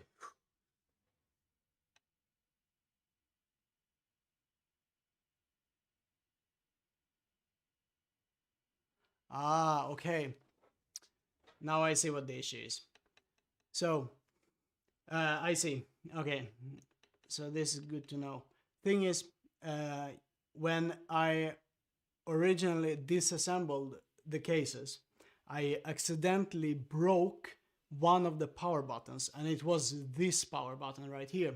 So but it just came loose, you know, it opened up and the spring mechanism, it flew out, but I found all the parts. So I thought, like, if I just put it back together, you know, and because I didn't have any other power buttons, but if I put it all back together and I just, you know, I just glue it back, it should work, but yeah, obviously not. So I guess this is what the problem was. The case was fine, the power button does not work. So I'll just exchange it just quickly for another one, because Baka definitely deserves a working power button. Let's see here. Okay. We can turn off the case for now.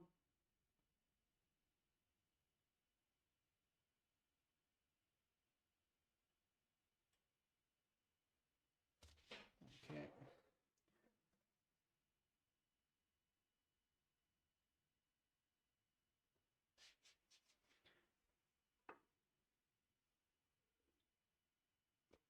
Okay, I'll just grab a power button from the other case over there and put it in this one. In that case, they will work. Now the issue is the radiator is in the way again. We shall solve it. 1 second.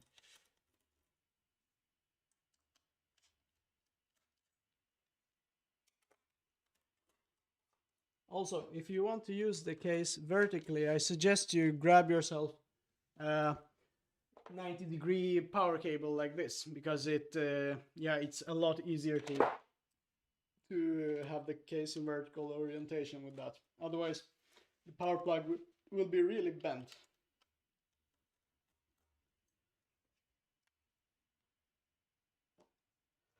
Let's see here.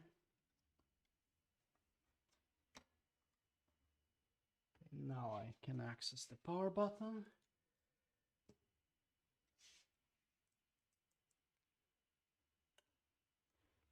Ooh. Don't fall out.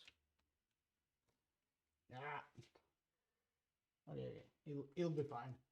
Or unless it will not be.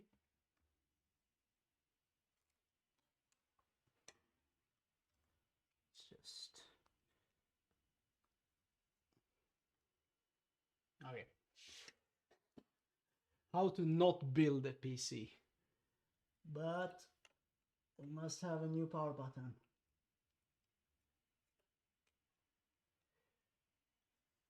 Strange, it should work because it does click, but I don't know, maybe the glue came between the contact plate and the spring, I don't know.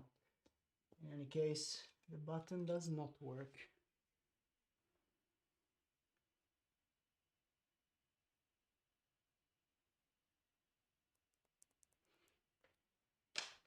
Okay, let me grab the other one from the other case.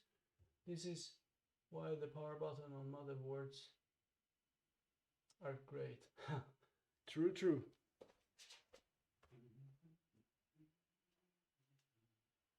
Yeah, let me get my power button from this case.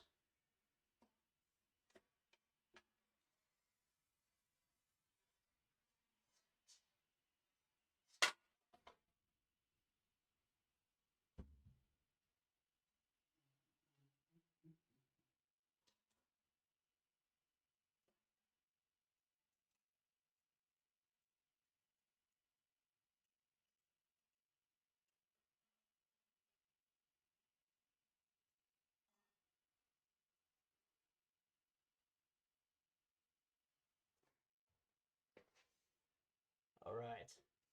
New power button. New life. I mean, this must be the longest stream ever now. I mean, how many hours are we now? Too many. Seriously, how many hours has it been now?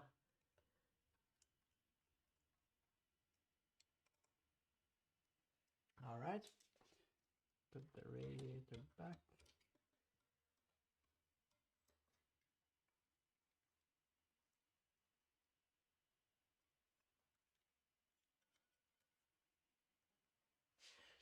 There we go.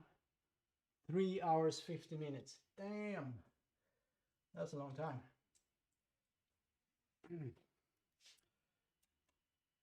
I don't know. Building PCs is a bit relaxing, so you just kind of forget about time anyways.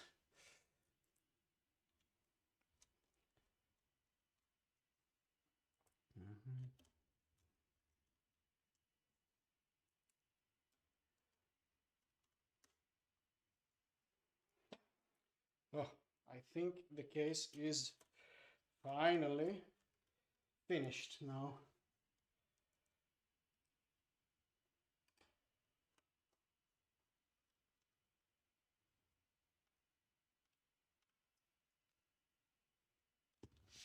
Yeah, so regarding the replacement part things, we will, as I said there, for the screws, I think it will be just easier if you have a screw that breaks, you know, and you just, for whatever reason, you just want to buy a screw that fits in there, you just email us and we'll tell you the exact screw model. And also there is a website, as I talked about before, it's called accugroup.co.uk, I think, and it has like super clear, you know, configurators where you can choose pretty much any screw.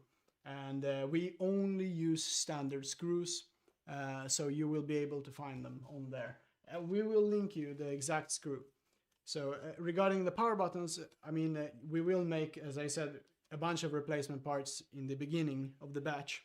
So we will have, if your power button, I mean, look, in this case, with this power button, I broke it. You know, I opened the case up and I smashed this center column on the power button itself, and it came and the top like came loose. Just very weird. So I like glued it together, but it's so tiny. I mean, Seriously, like it's so tiny. So you know, when you add glue in there, maybe it just creeps in under the whole, you know, because I felt it was not as clicky as it should be, but it's still clicky enough. Yeah, so this obviously broke the power button, even though I thought I fixed it. But now we have a new one. Let's see if the new one fixes the problem. It will. Now it will be embarrassing if that's not the case. But let's see. Okay.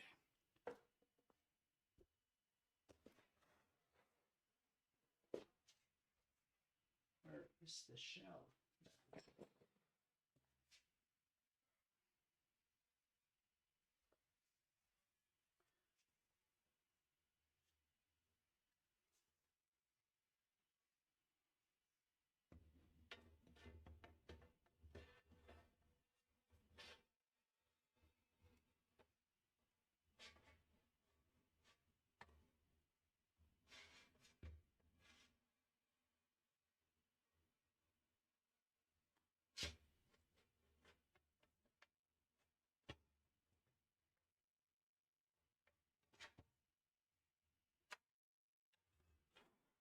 Okay.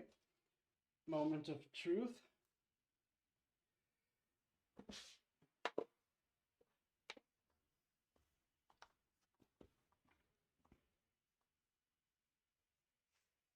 It's not the correct way. There it is.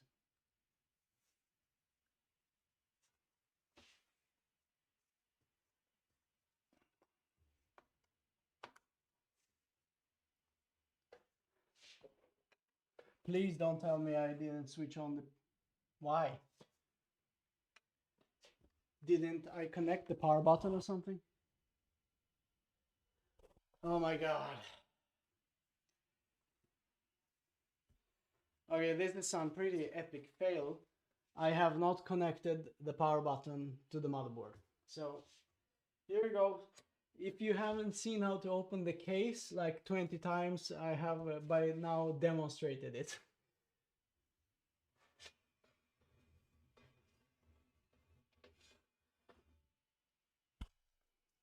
Okay, where's the power button? Right here, connect it.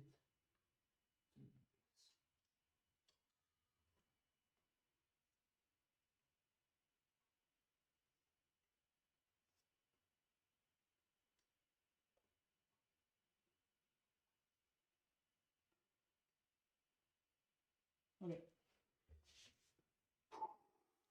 Can you please work?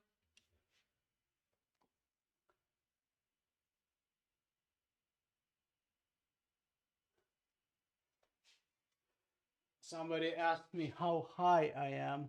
I don't think I'm high. I'm just maybe I'm both tired but really excited because also a lot of Monster I drank over there. So, but yeah, and it's a bit funny how many times we've tried to turn on this PC now, but okay, now it should work. Come on, please. Wait, should I go this way? Yeah. Let's do this one.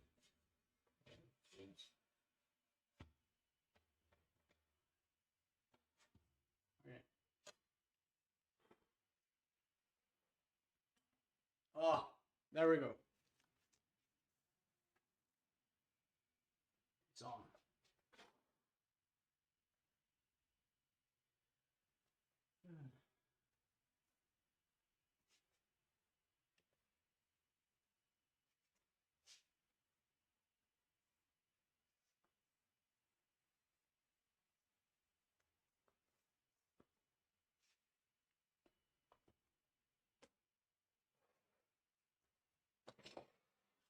It and the Lightrays should come on any minute now because we use I use the I think a good software for RGB is the what is it called, the Signal RGB. So yeah, it will should turn on soon. But this has been a long stream, and I want to say huge thanks. Hello. I want to say huge thanks for everybody that has been here all this time. I mean, almost like it must be more than 4 hours by this point. And yeah, and huge thanks for the support. And yeah, let's just wait for the RGB to turn on, and then we can call it a day. Although it's like night in here now in Sweden. Come on.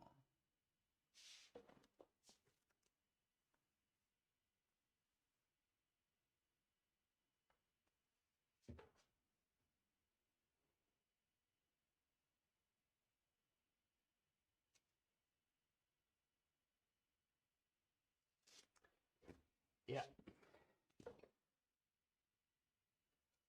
I'm not sure why the light rays aren't turning on. Maybe I have to like log into Windows or something, or maybe you know, it's stuck on that screen that says no keyboard attached. I don't know.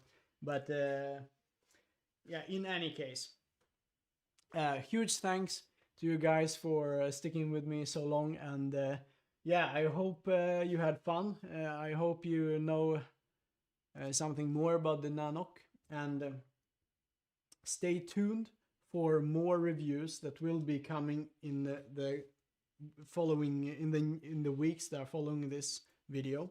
And yeah, it will be a fun month in May, and I can't wait. Or me and Denise, we can't wait until we see all the cool builds you will make. So yeah, thank you very much, and good night. Now I'll just have to see how you turn off this stream. 1 second. Okay, guys, have a good day.